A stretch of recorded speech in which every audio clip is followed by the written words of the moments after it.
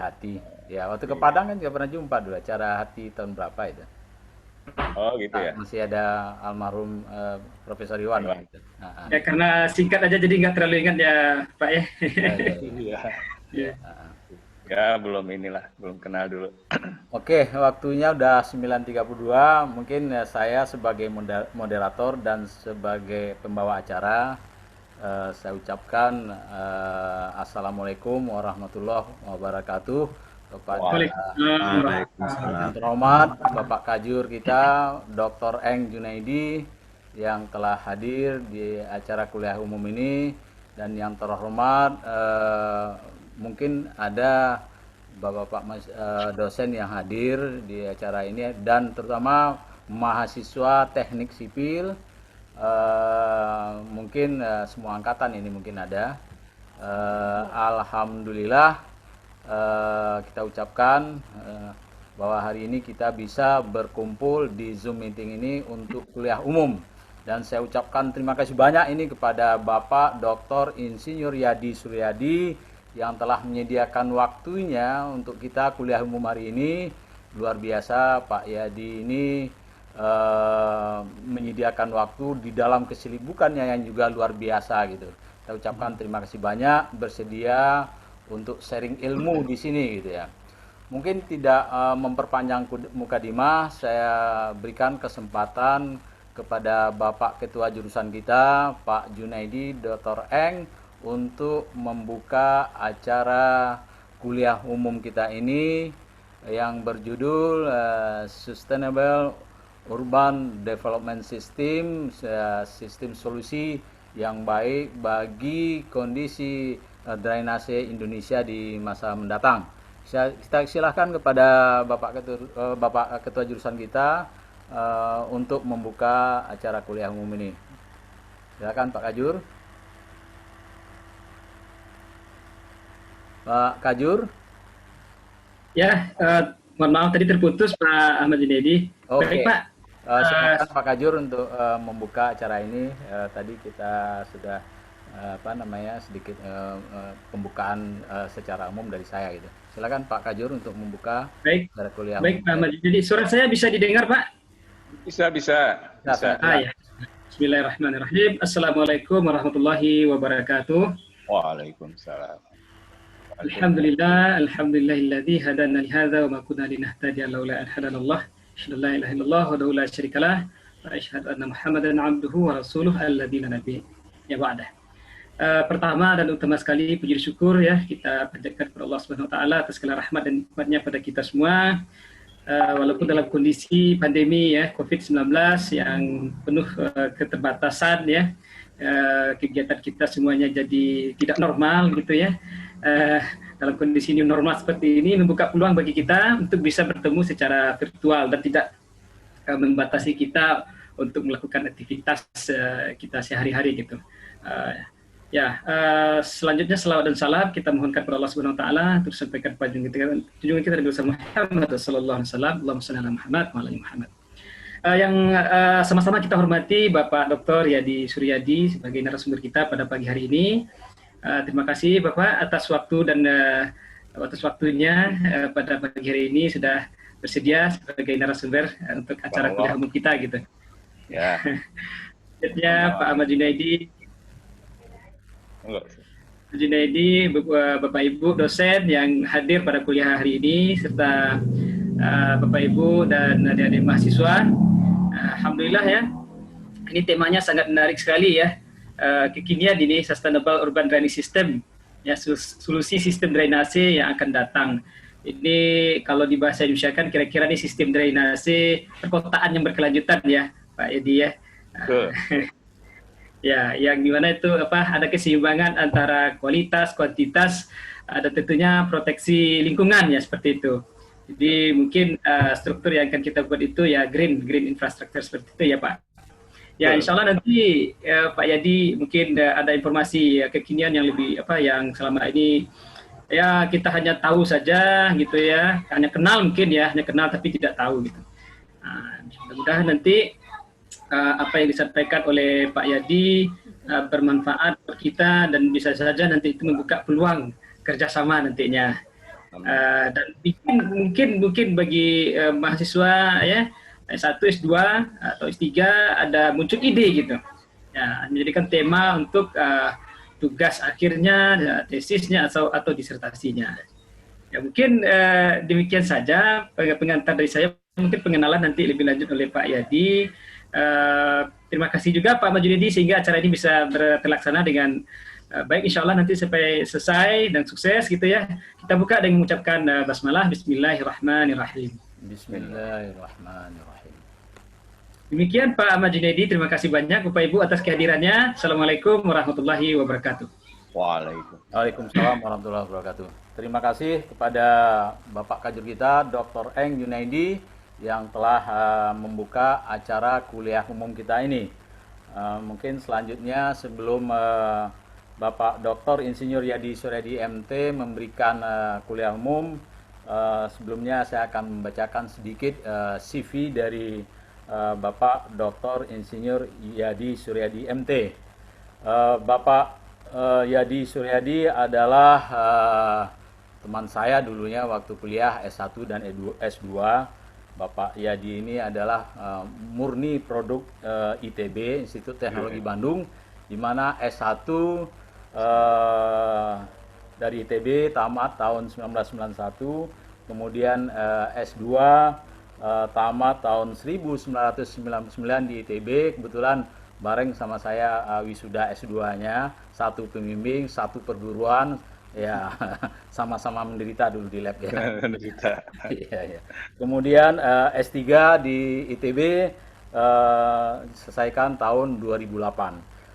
Sekarang Pak Yadi ini adalah dosen ITB.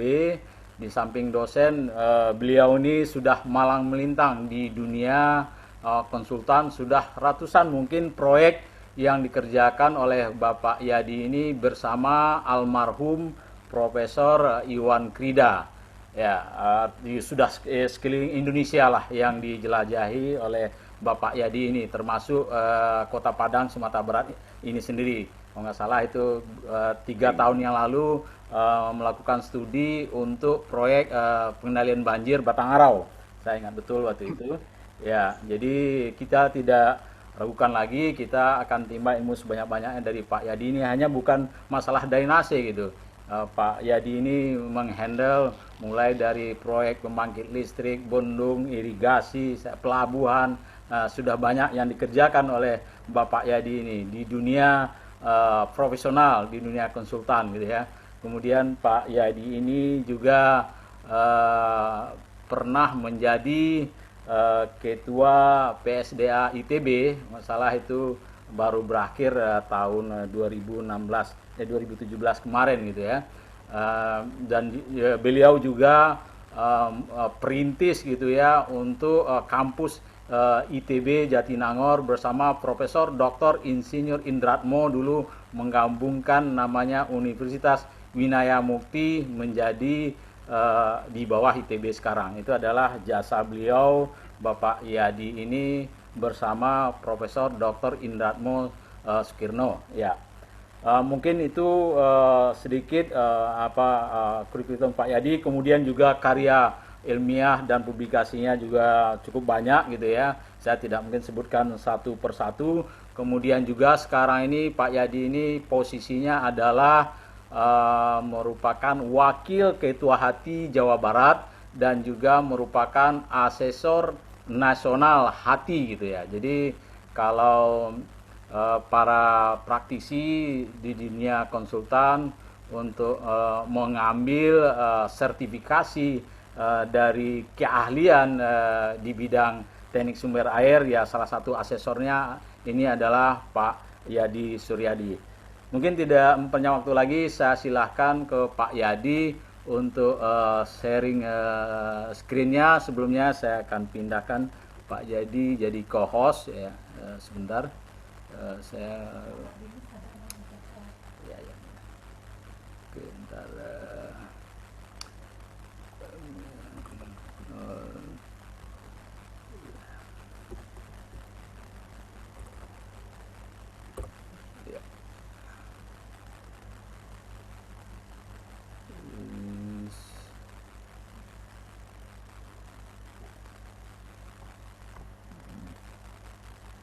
Studio Hasan Saputra. Nah, di sini akunnya Pak Oh Imam iya, ya. Oh ya, namanya tadi belum ganti. ya saya salah tadi. Saya mau membuat supaya Pak Yadi bisa sharing screen. Saya ganti menjadi ya. Oke. Make co-host. Oke. Yes. Ya. Dah. Dah ya. Silahkan Pak Yadi sharing screen-nya. Oke. Ya. Udah kelihatan ya, Bang? Ya, kelihatan. Kelihatan. Terima kasih. Assalamualaikum warahmatullahi wabarakatuh. Salam sejahtera buat warga Universitas Andalas, ya, Sivitas Akademi Andalas. Pertama, saya ucapkan terima kasih kepada Bapak Kaprodi, Bapak Dr. Eng Junaidi, yang telah memberikan kesempatan kepada saya, dan Pak Insinyur Ahmad Junaidi, sini satu marga ya, satu marga Junaidi, dan para dosen, ya, dosen Universitas Andalas, khususnya mungkin dosen teknik sipil, termasuk para apa tadi? mahasiswa ya, mahasiswa yang saya cintai. Jadi pada kesempatan ini sebetulnya bukan kuliah lah, sharing ya, sharing. Jadi pengalaman saya yang tadi sampaikan. Udah keluar suaranya? Iya, tapi dengan keras-keras ya. Bang, yang lainnya di mute bisa nggak ya? Ya, ya. Biar nggak ada suara yang lain. Oke, bersih suara Pak Yadi. Bersih ya? Ya, ya. Oke. Saya menyampaikan sharing dari pengalaman khususnya ya, baik itu di lapangan maupun di kampus. Ya, nanti silahkan kalau ada yang mau meneruskan, baik itu tadi seperti disampaikan Pak Junaidi, apakah itu tugas akhir, tesis atau disertasi, itu bisa sebagai pemicu ide lah ya, insya Allah. Baiklah, kita mulai saja, biar nanti mungkin kalau ada diskusi itu dipersilakan. Saya coba membawa tema ini karena sekarang mungkin sedang tren ya. Trennya itu tren genangan dan banjir gitu ya. Makin banyak, bukan semakin sedikit, tapi malah semakin terjadi di mana-mana. Itu sebetulnya ide ini kebalik ya, SUDS ini itu sudah ada beberapa tahun yang lalu ya di Cipta Karya. Kebetulan saya waktu itu juga ke Jambi, ke Lembang, untuk membuat demplot, tapi rupanya belum berhasil karena dukungan dari pemerintah daerah sendiri, dukungan dari masyarakat pelaku sendiri, dan fasilitas yang belum memungkinkan. Coba kita lihat nanti ke depan itu harus berubah kita ya. Terus harus bagaimana? Yang sudah ada maupun yang akan dibangun, dan beberapa contoh saya sampaikan. Nah, ini kita lihat ada 5 aspek ya. Yaitu mulai dari legalitasnya seperti apa, integrasi sistem drainase perkotaan dan sistem sungai, terus permasalahan drainase perkotaan, konsep dan filosofi, dan implementasi ya SUDS ini di Indonesia. Apa ada yang sudah berjalan dengan baik ya, atau misalkan baru separohnya, tinggal ditingkatkan seperti apa. Kalau kita lihat dari peraturan, terus kita mengacu ke yang baru sekarang, yaitu Undang-Undang 17 tahun 2019, bahwa daya air itu bisa bermanfaat, bisa juga merugikan. Nah, ini tinggal bagaimana kita ya mengelolanya supaya sebetulnya bisa bermanfaat. Kalau konsep yang lama, nah yang rugi itu dihilangkan sama sekali atau dibuang. Sekarang justru kita kebalik, harus dimanfaatkan. Apa yang terjadi? Karena sudah overtake.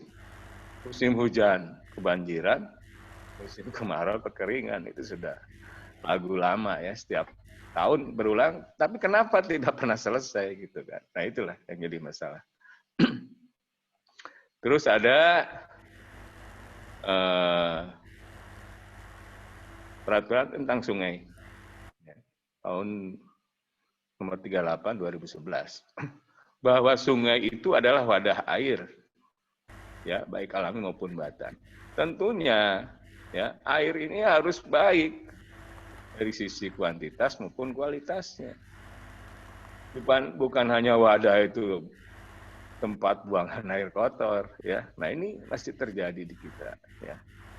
Oke, selanjutnya ini yang langsung mengena itu adalah Permen PUPR nomor 12 tahun 2014, yaitu tentang drainase perkotaan.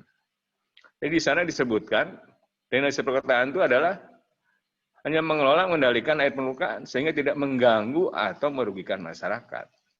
Jadi konsepnya tidak merugikan, belum berkelanjutan maupun bermanfaat.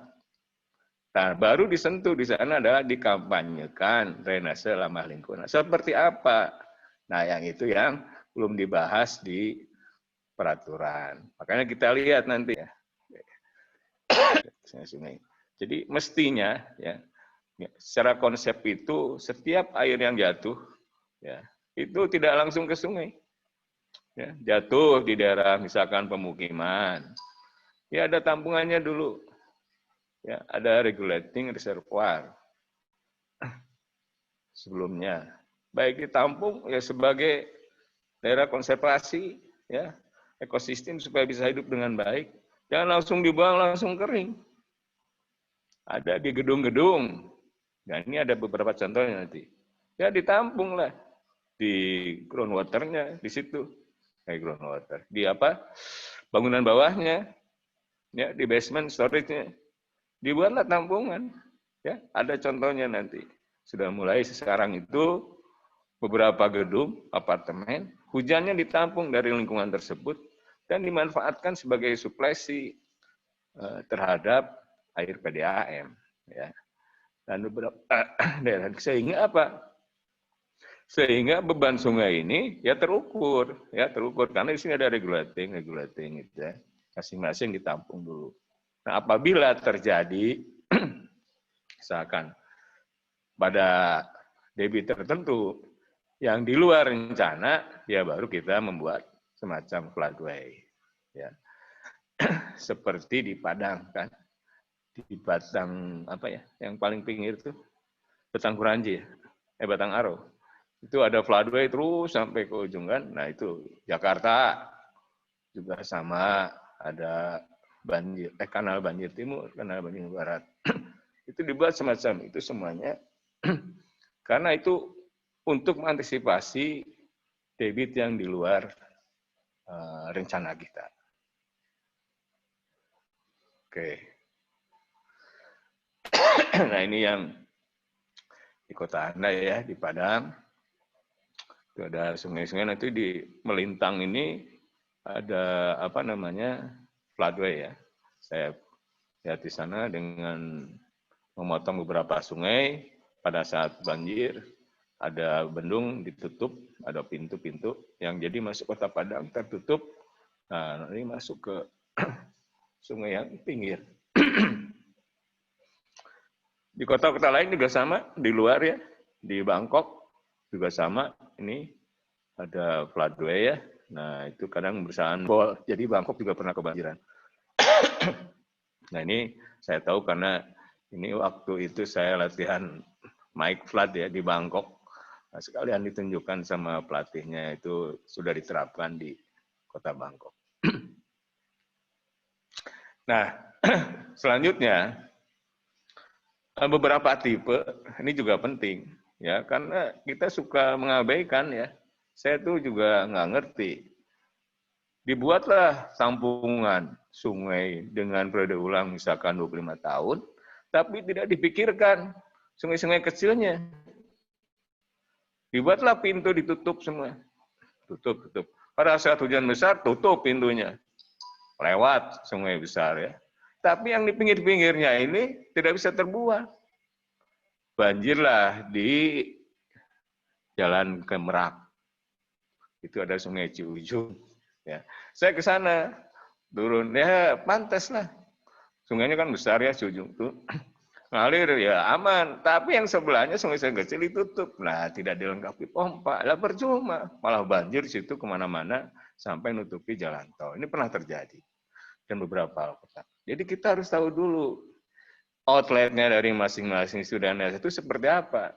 Nah, kita lihat apakah model seperti ini di mana ya lahan yang drainnya akan dibuang itu lebih tinggi dari badan penerima.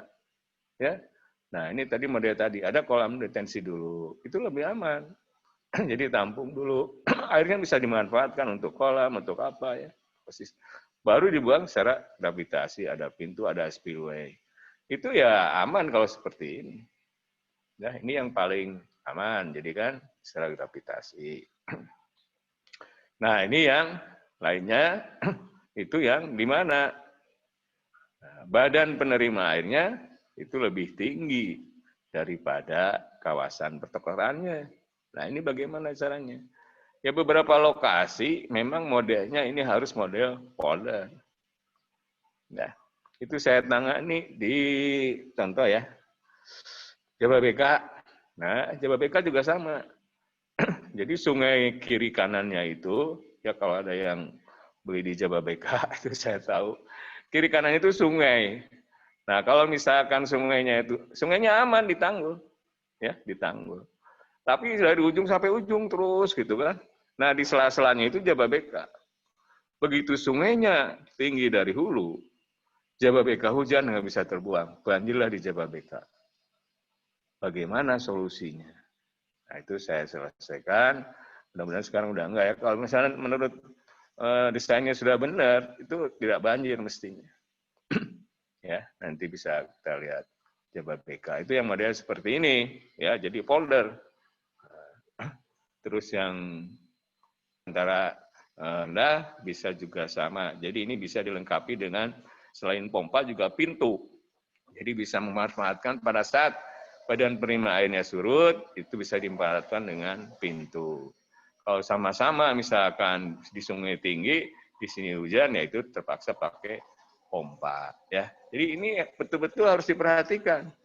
Ya, kemarin saya juga ada seminar di Sorong ya, di Sorong. Pak siapa tuh? Itu juga pesannya seperti ini. Jangan sampai outlet-outlet yang banyak dari sekotaan tuh malah tertutup. Ya, tertutup lah, terus nggak dikasih pompa, sama aja banjir Kota Sorong itu seperti itu.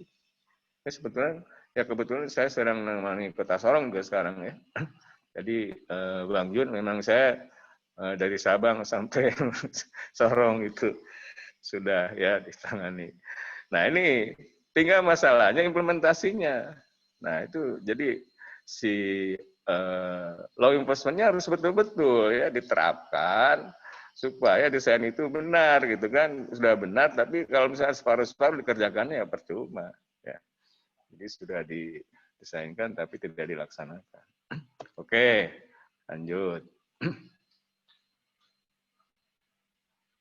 Nah, ini adalah kondisi sungai yang sekarang ini ya akibat dari okupasi ya dari masyarakat sendiri ya, yang tadinya banyak ada resapan ya, sebetulnya secara alami kita banyak penduduk terus menempati lokasi-lokasi yang tadinya bukit atau hutan dibuka. Ya contohlah di kota saya di sini di Bandung ya, yang namanya KBU itu kawasan Bandung Utara itu nggak boleh, tapi ya diakalin. Udah jelas misalnya 30% konsepnya dulu kan. Sekarang dari yang 30% itu boleh 30% lagi. Nah itu jadi banyak juga villa ya, kalau Bang Jun itu tahu tuh Pak Junaidi di Bandung Utara itu villa semua. Isinya cuman hari Sabtu dan Minggu. Hari biasa kosong. Anda lihat jalan ya di Lembang itu lihat ke atas tuh villa semua itu ya. Nah itu terjadi seperti itu ya. Ya gimana nggak run off seperti ini? Pada saat musim hujan ya udah yang tadinya mungkin resapan 75% jadi 20%, yang run up 75%.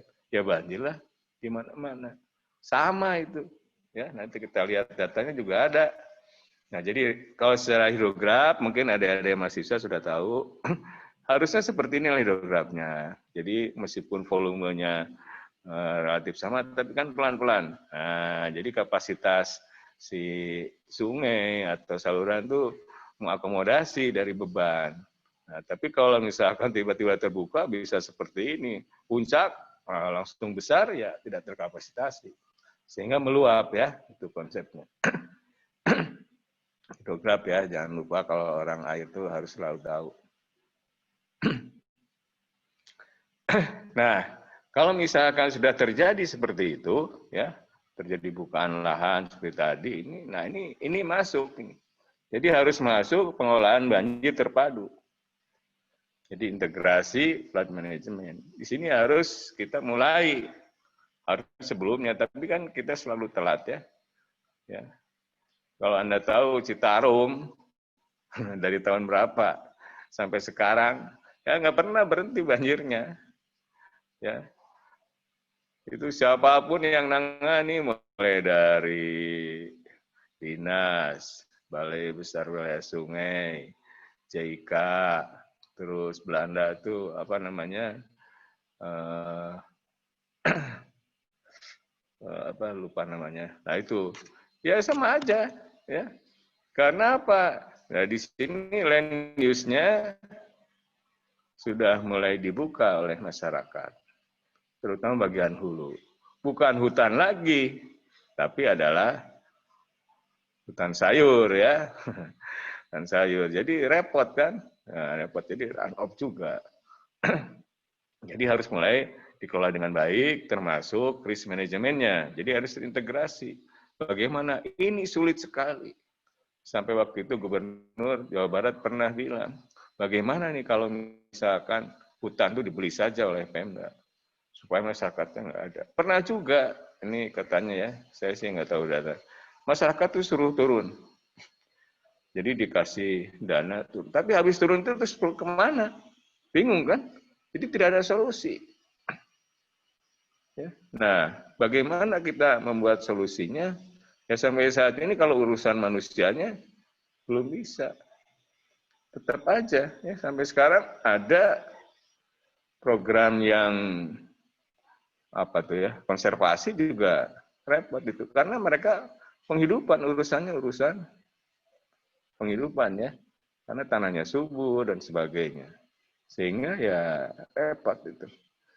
Saya juga belum tahu yang di daerah mana apakah ada berhasil. Dulu saya pernah dengar di daerah Yogyakarta kombinasi antara kebun duren dengan tanaman yang musiman itu atau yang sayuran apa bisa.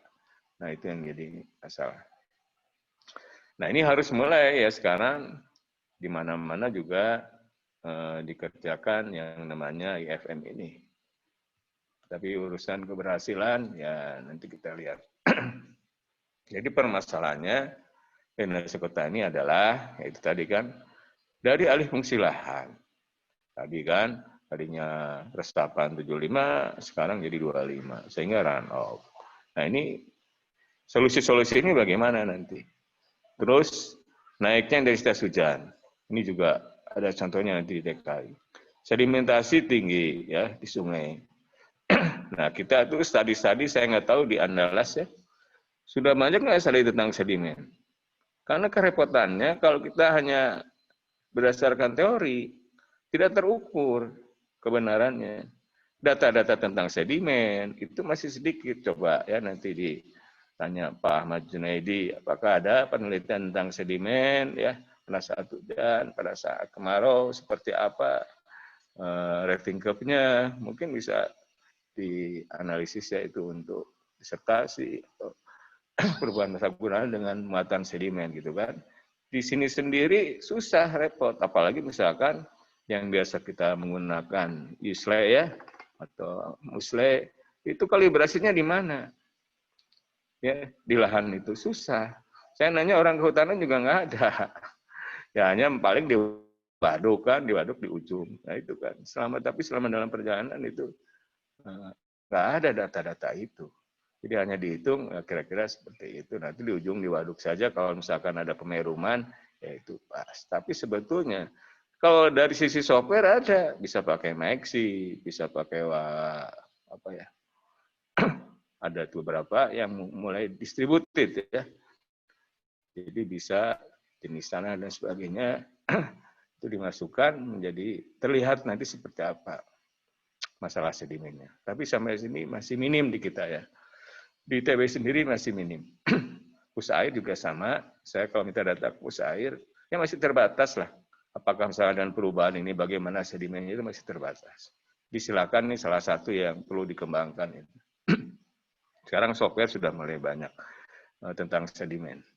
Terus permasalahan drainase lokal. Nah ini juga banyak ya di mana-mana karena terutama tadi masalah yang 3 posisi itu termasuk terutama adalah kearifan lokal masyarakat. Ya. Jadi kalau misalkan saya di Bandung sendiri ya, itu kalau misalkan kan terkenal itu kan, Citarum itu adalah mohon maaf ya, katanya sungai terkotor sedunia. Ya.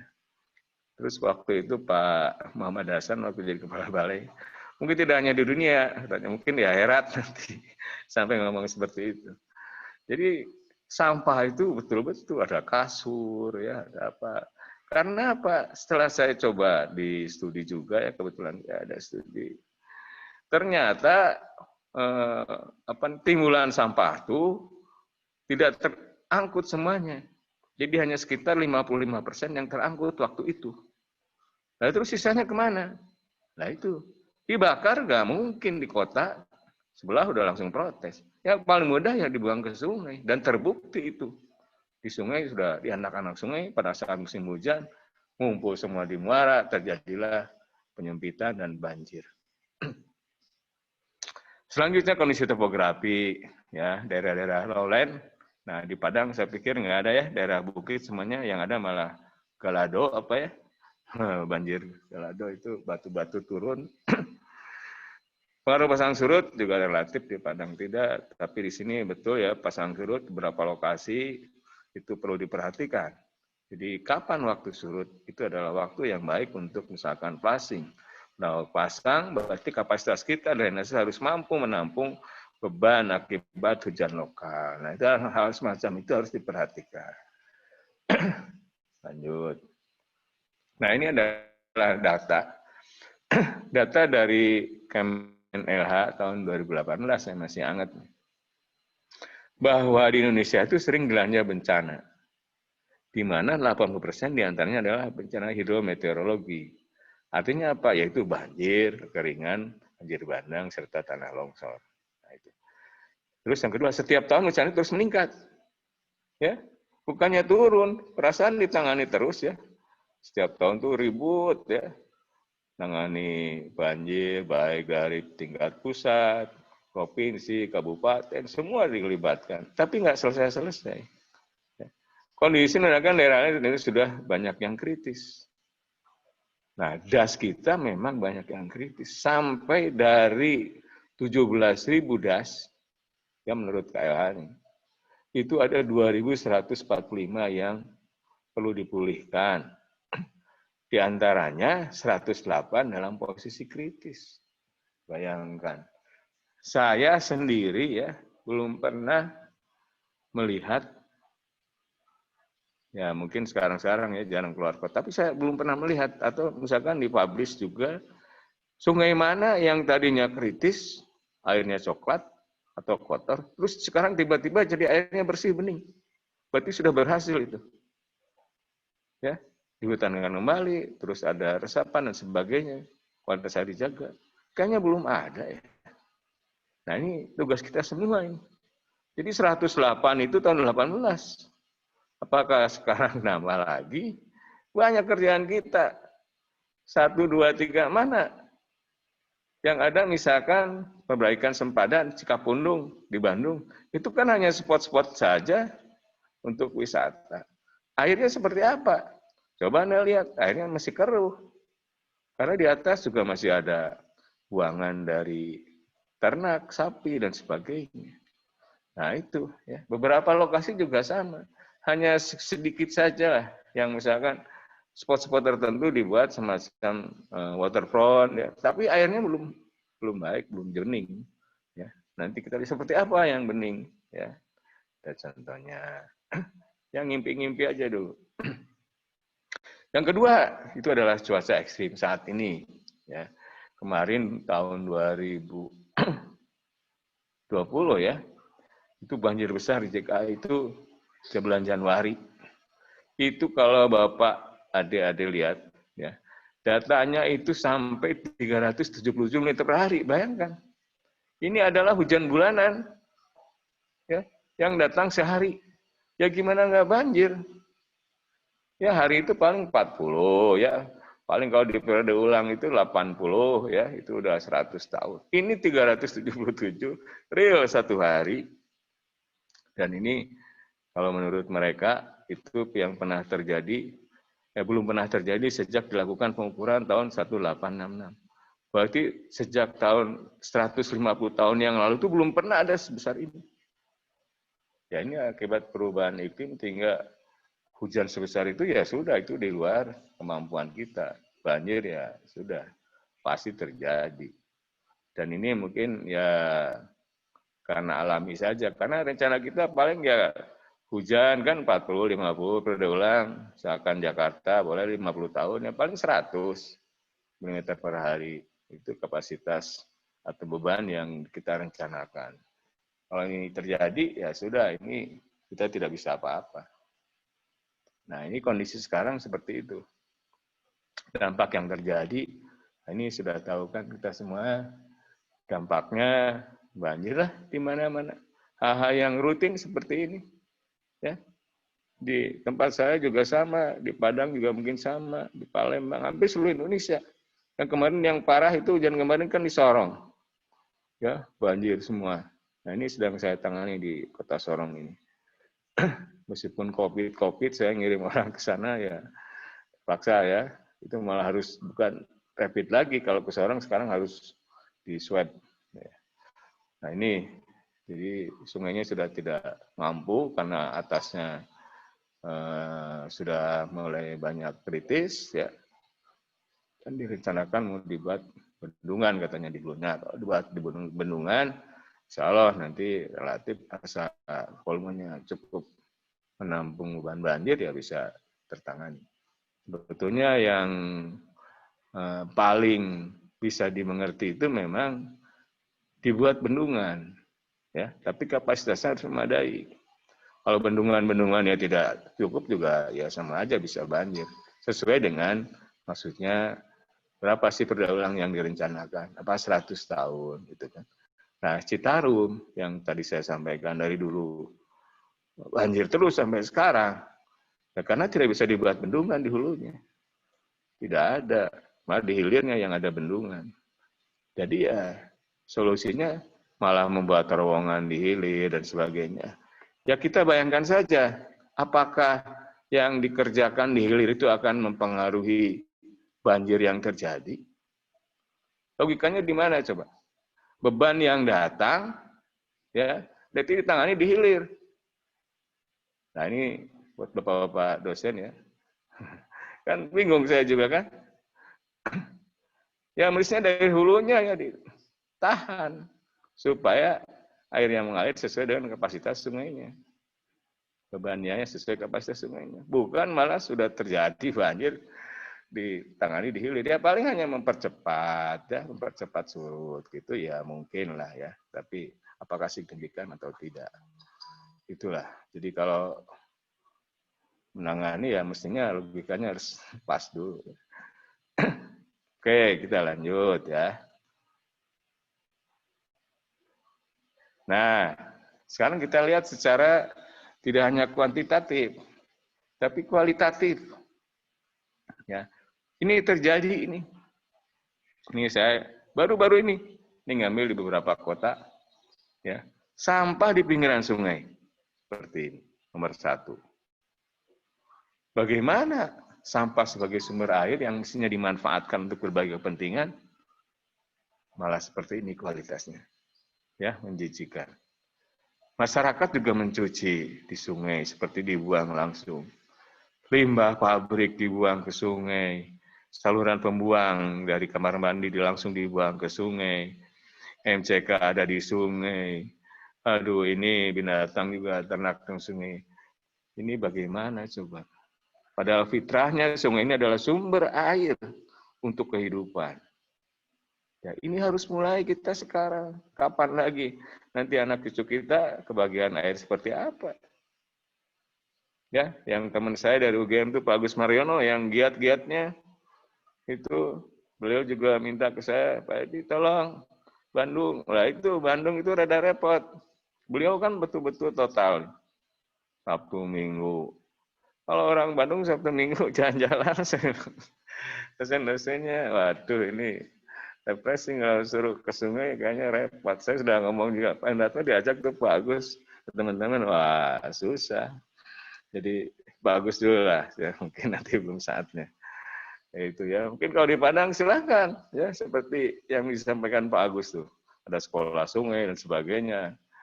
Tuh. Saya sih kalau mahasiswa TPSDA suka join dengan Balai Besar Wilayah Sungai Citarum, kalau ada kegiatan itu bisa ikut di bagian OP-nya. Nah, ini yang kita impikan sebetulnya. Kalau 6 permasalahan tadi itu sudah ditangani, ya betul-betul, ya seperti di Sungai Chongyeongcheon di Kota Seoul, airnya jernih seperti ini. Ya Anda bisa lihat di tempat aslinya seperti apa. Sekarang begitu jernih, kalau malam apalagi lampu-lampu ya. Itu betul-betul ditangani. Mereka memisahkan antara buangan dengan air hujan, dengan base flow-nya. Mimpi seperti ini kita kapan? Yang sebelah kanan juga airnya jernih. Dulu Sungai Surabaya ya, itu cukup baik meskipun masih warnanya coklat, nggak tahu sekarang. Nah, ini yang kita impikan. Kapan terjadi? Kalau di hutan-hutan ya sungai, saya pernah dulu di Padang ya, sungai apa yang masih jernih, betul itu, yang pakai irigasi apa ya, batang aro atau apa ya? Itu saya juga. Batang aneh mungkin ya. Batang aneh, airnya masih jernih ya, masih sekarang masih jernih. Nah itu saya turun itu kok banyak ikannya. Bagus sekali, baru lihat nih sungai jernih seperti ini. Katanya ikannya itu nggak boleh diambil, apalagi dimakan. Nanti perutnya akan kembung dan pecah katanya. Nggak tahu ya itu apakah itu warisan Belanda supaya airnya tetap baik atau memang benar seperti itu. Tapi saya waktu itu ngurusin irigasi ya di Padang itu. Mungkin sekarang irigasinya masih jalan, masih bagus ya. Karena wisdom apa dulu ya, lupa lagi saya. Nah itu ya. Coba bisa seperti itu. Yang penting dipisahkan lah antara air bersih dengan air kotor. Itu bagaimana? Itu mimpi kita. Nah, mimpi kita bagaimana mewujudkannya. Itu ada beberapa teori ya. Yang sekarang, tadi kalau di undang-undang itu yang penting tidak mengganggu, misalkan banjir, ya. Dan baru mengharapkan bagaimana misalkan drainase yang berkelanjutan, ya, yang bermanfaat. Nah, ini ada kita teori ada 3 konsep. Nah, konsep kita itu sekarang ini posisinya seperti ini, ya, kebanyakan. Jadi masih tradisional approach. Ada yang quantity yang utama, pokoknya tidak banjir. Quality ya sedikit, apalagi misalkan kenyamanan di sini, keproteksi. Sedikit sekali. Sehingga di sini pada saat pertama adalah bagaimana kita mengalirkan aliran permukaan di kota tersebut itu untuk dibuang secepatnya supaya tidak banjir dan merugikan. Itu konsep pertama. Dan ini masih terjadi yang saat ini hampir di seluruh Indonesia. Saya yakin itu. Nanti ada contoh-contohnya.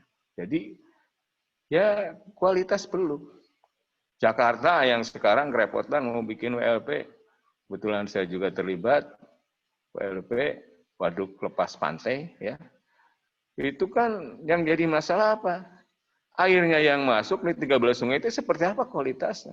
Bagaimana kita nampung itu? Apakah menjadi semacam kubangan? Segede apa gitu kan? Nah itu. Jadi bagaimana men-treatnya dulu?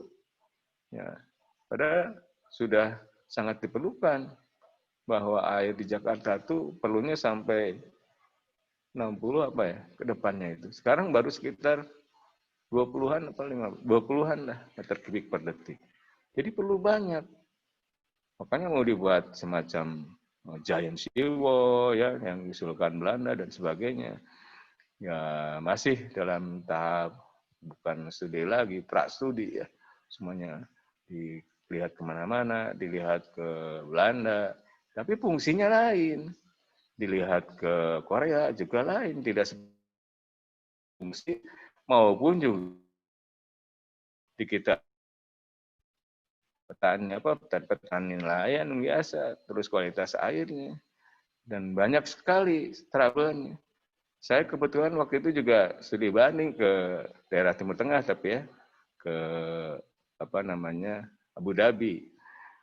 Dicek di sana, oh lain ya, di sana pantainya bersih karena tidak ada sungainya.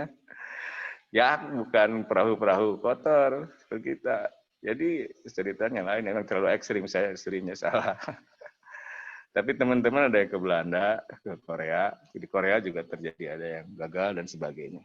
Ini sekarang masih berlanjut, itu mau dicoba dulu yang Sungai Cisadane ya, dicoba didetailkan apakah nanti bisa berhasil atau tidak untuk menjadikan WLT waduk lepas pantai ya, itu masih dalam tahap.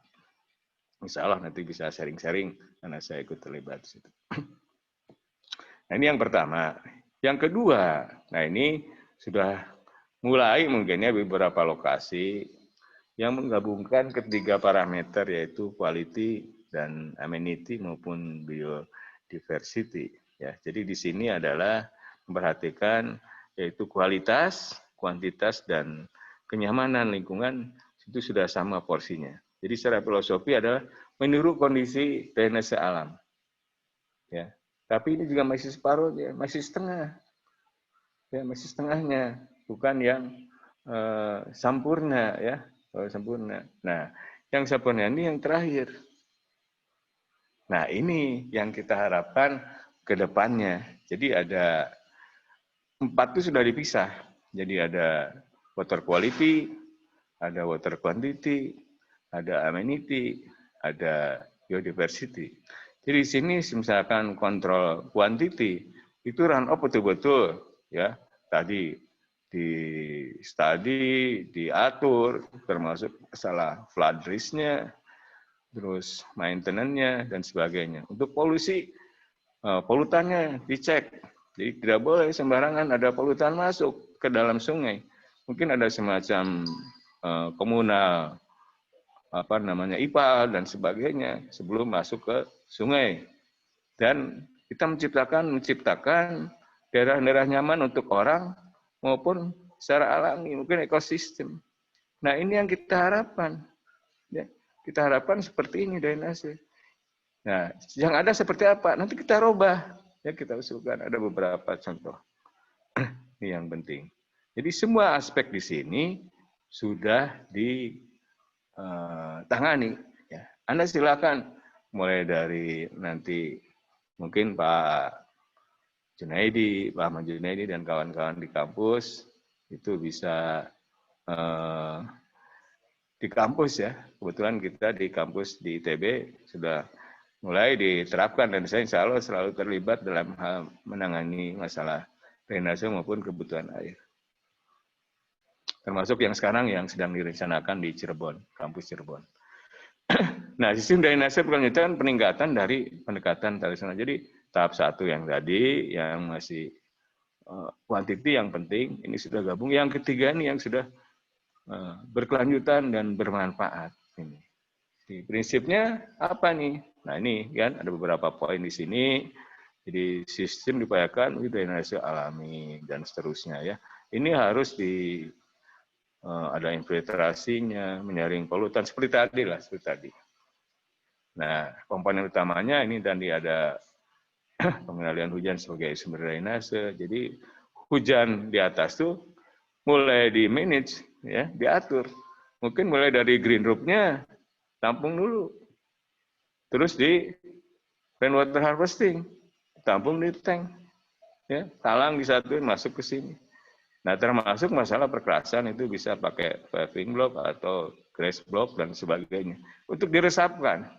Nah, ini adalah konsep bagaimana kita mengendalikan hujannya. Ya, hujannya dikendalikan. Sudah banyak ya di Jakarta mungkin yang menggunakan green roof. Di komplek rumah saya juga ada banyak. Teman-teman itu, ini ada rumah Pak RT, atasnya seperti ini, tanamin macam-macam. Ya, nah itu. Jadi bagus juga.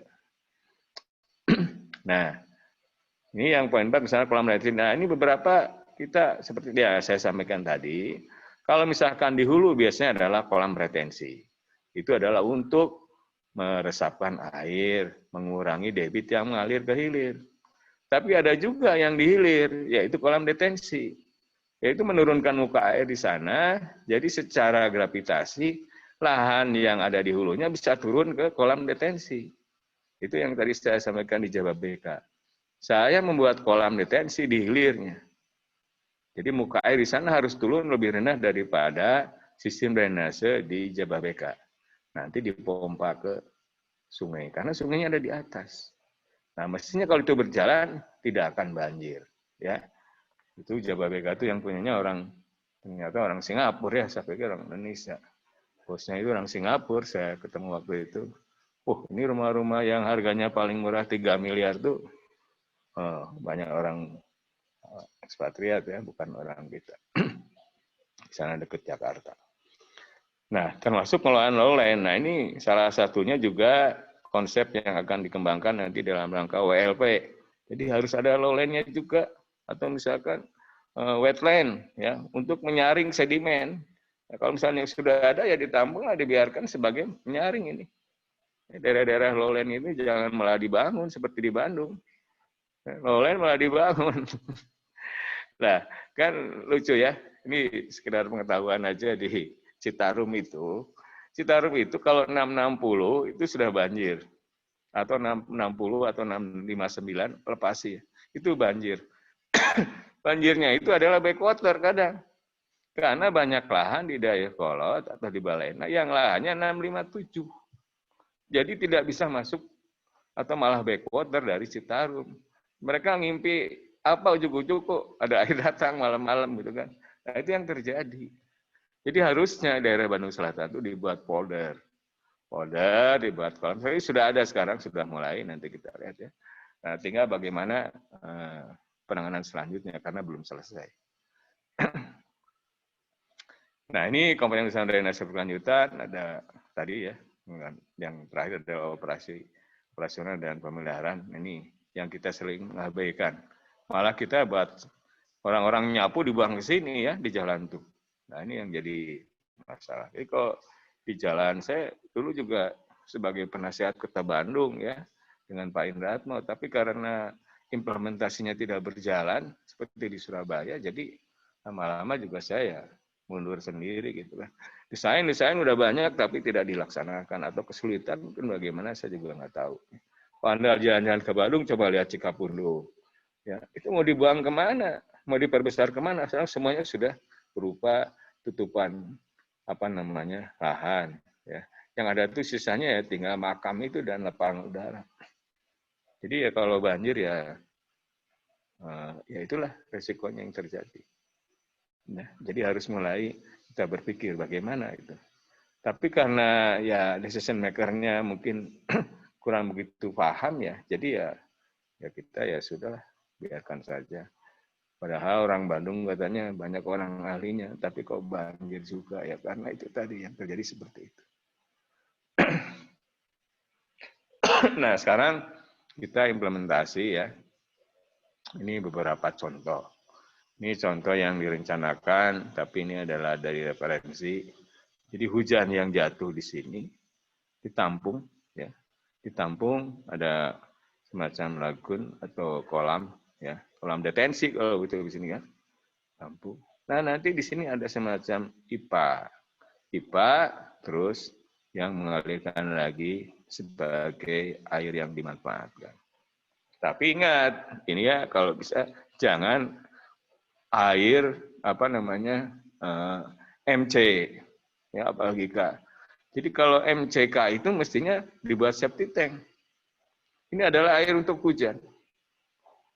Ya, kalau Anda atau Bapak Ibu semua jalan-jalan nanti ke tempat wisata ada di daerah Garut ya, kalau Jawa Barat tuh ada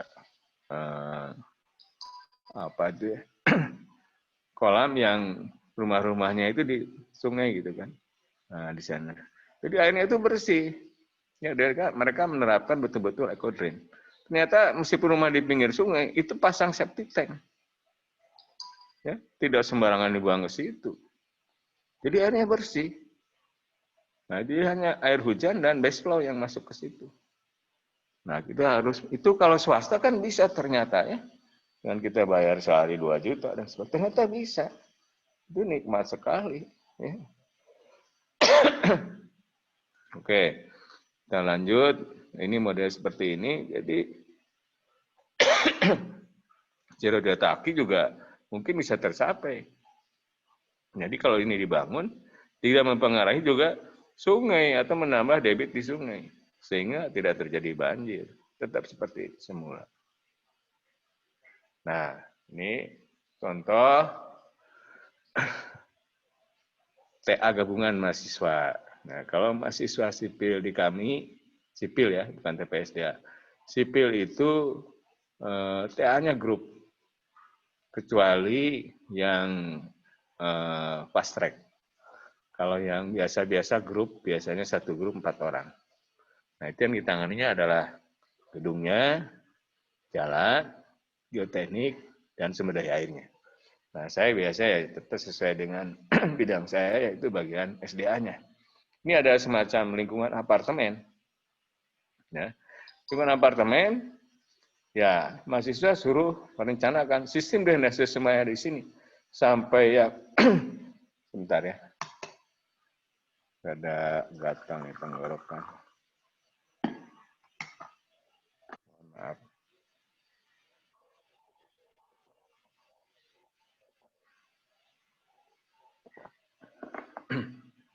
Nah, ini real ya, real direncanakan karena kebetulan gedung-gedung ini yang merencanakannya adalah arsitek, nanti sharing dengan sipil.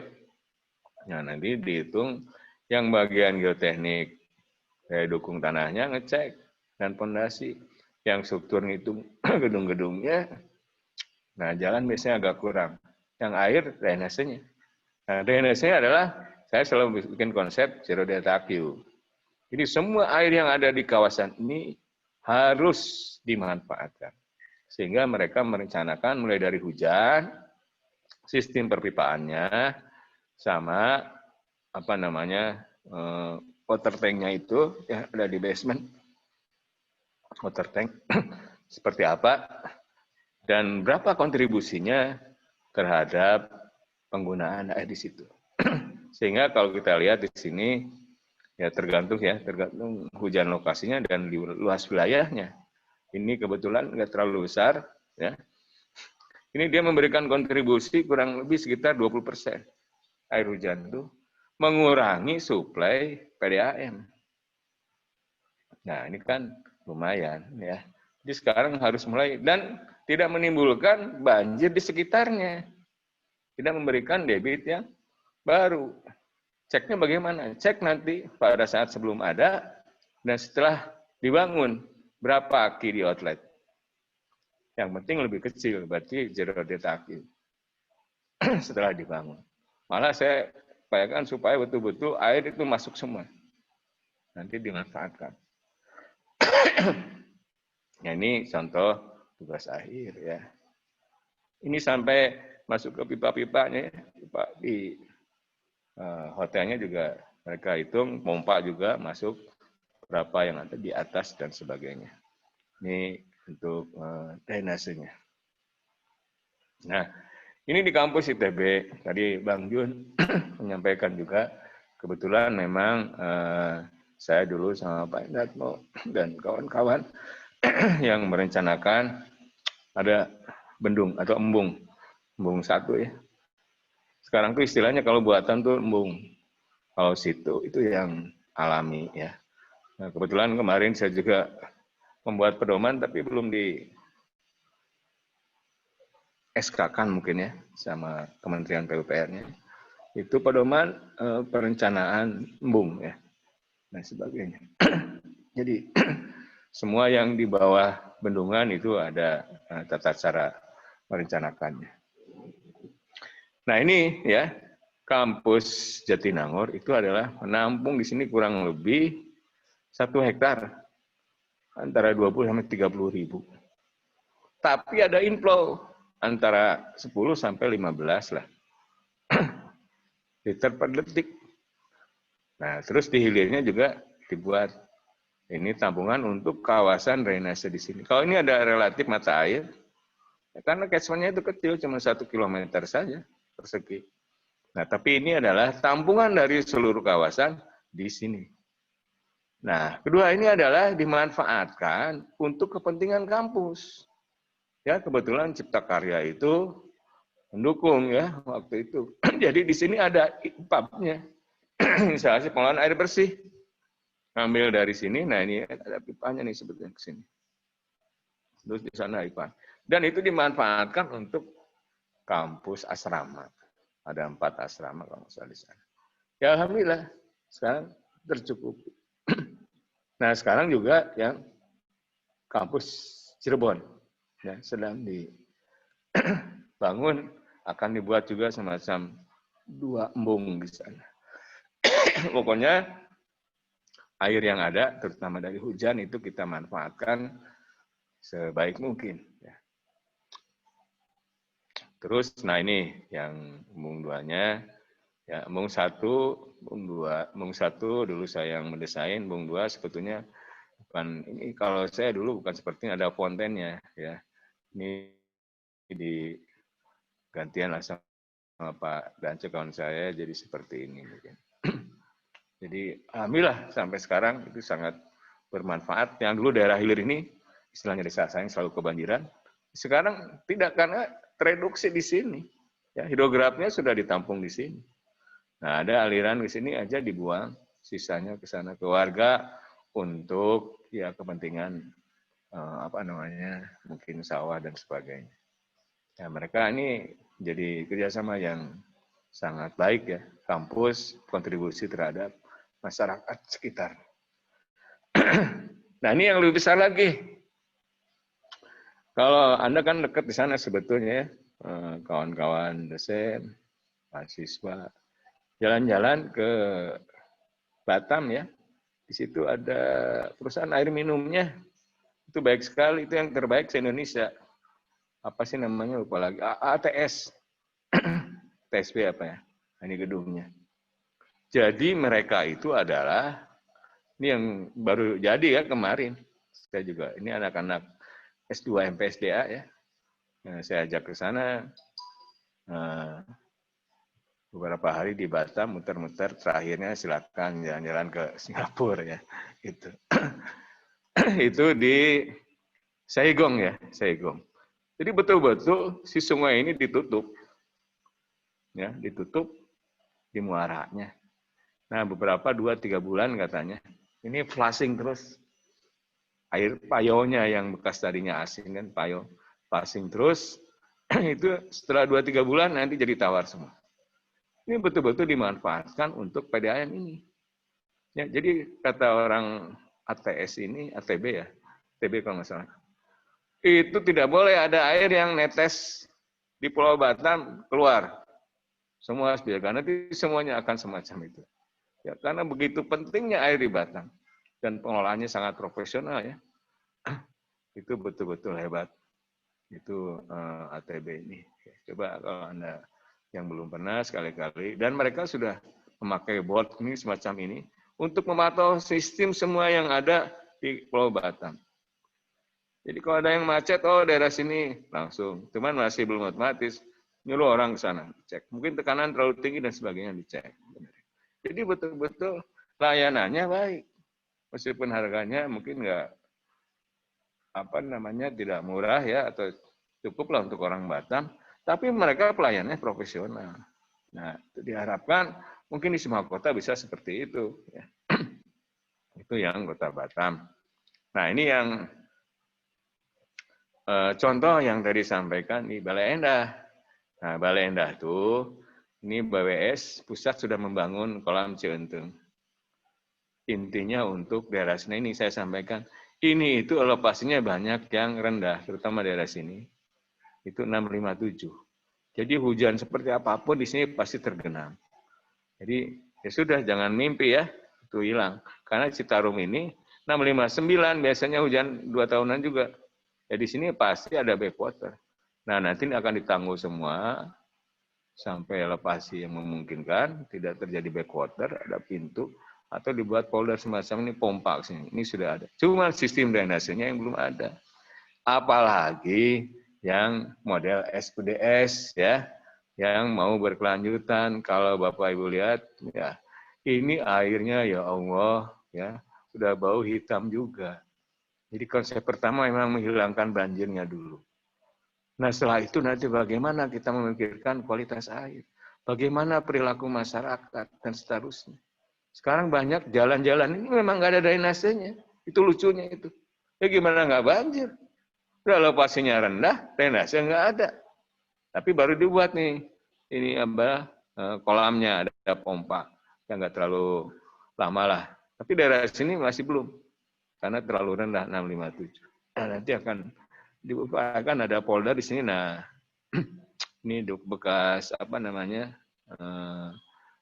sungai yang di lulusan Oxbow. Nah, mungkin akan kita tampung sebagai tampungan, nanti bisa dibuang ke Cisangkui. Ini sungai Cisangkui.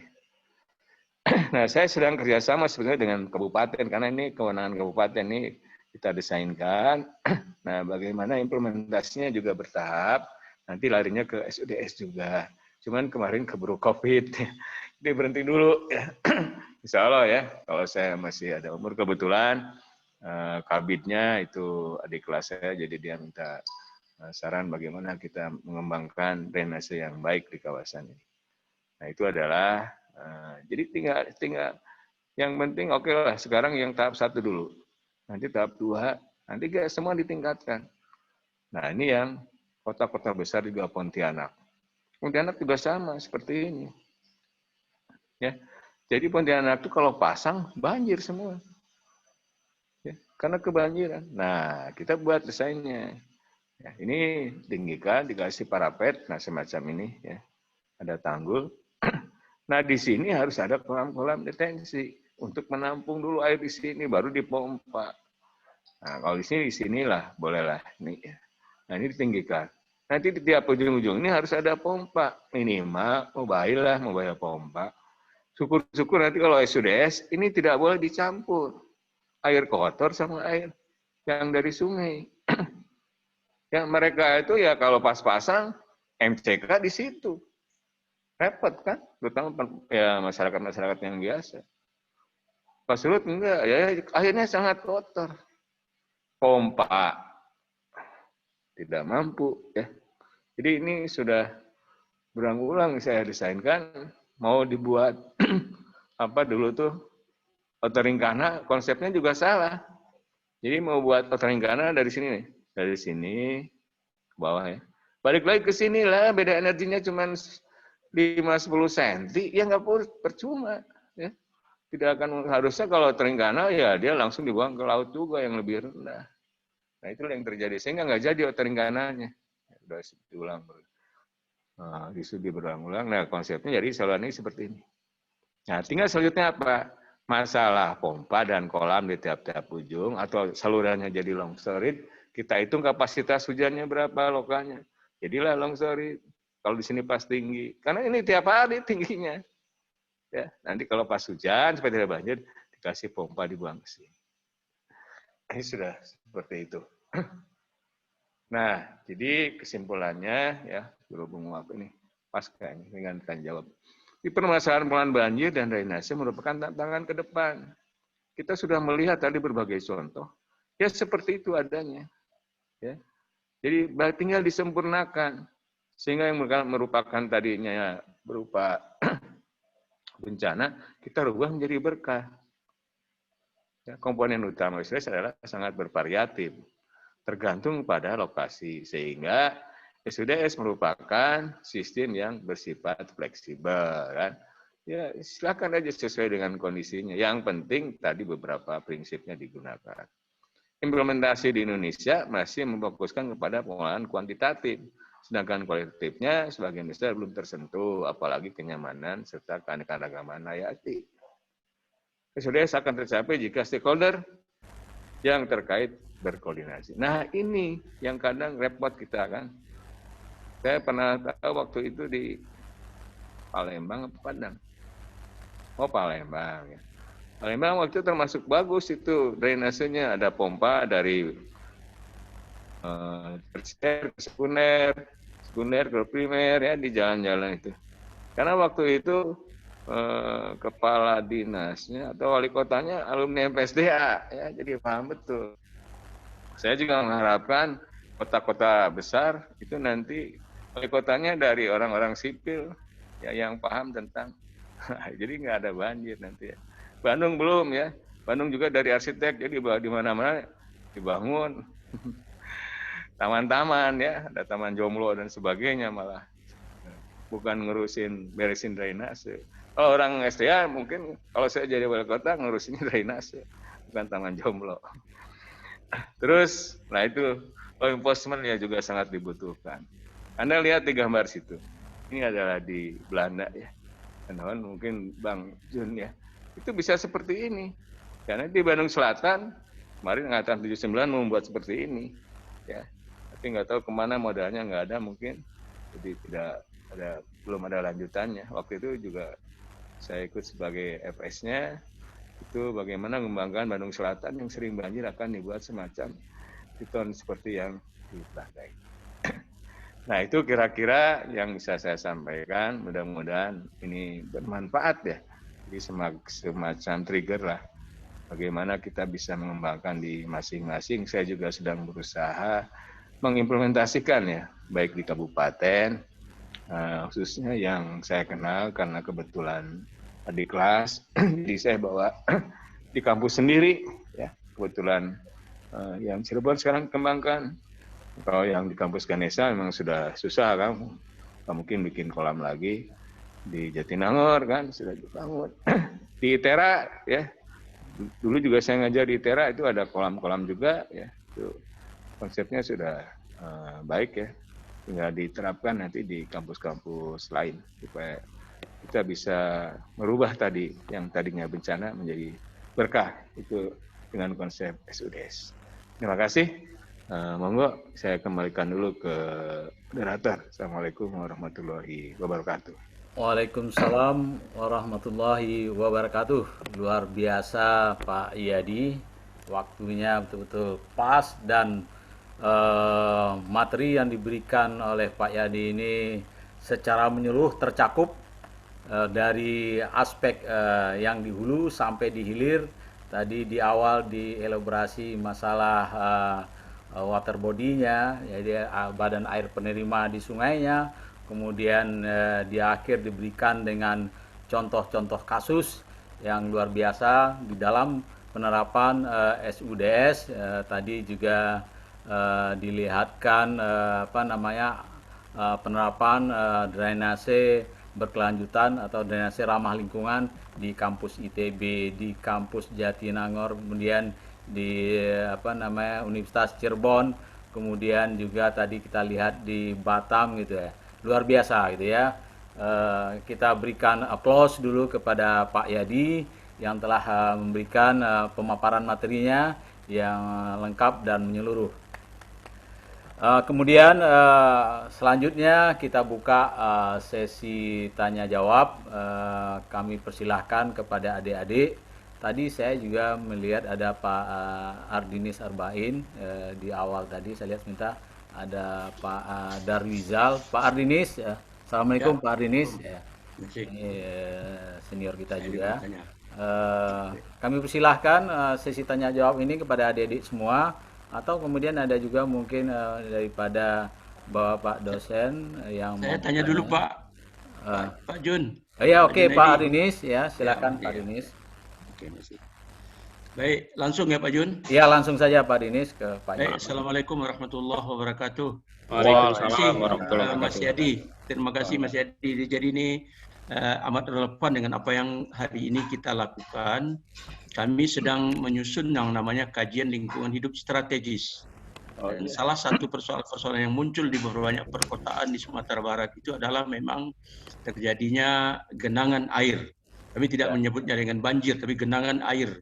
Nah, hanya terjadi habis hujan. Nah, kita pisahkan. Kalau air sungainya yang naik ke atas, itu dikatakan banjir. Tapi kalau habis hujan, air tergenang, kita katakan genangan. Kan gitu. Nah, saya kira yang agak teknis sedikit, Pak. Ya, seberapa efektif kira-kira kolam-kolam bioretensi itu? Kolam-kolam bioretensi. Dikaitkan juga dengan sumur-sumur resapan. Seberapa efektif dia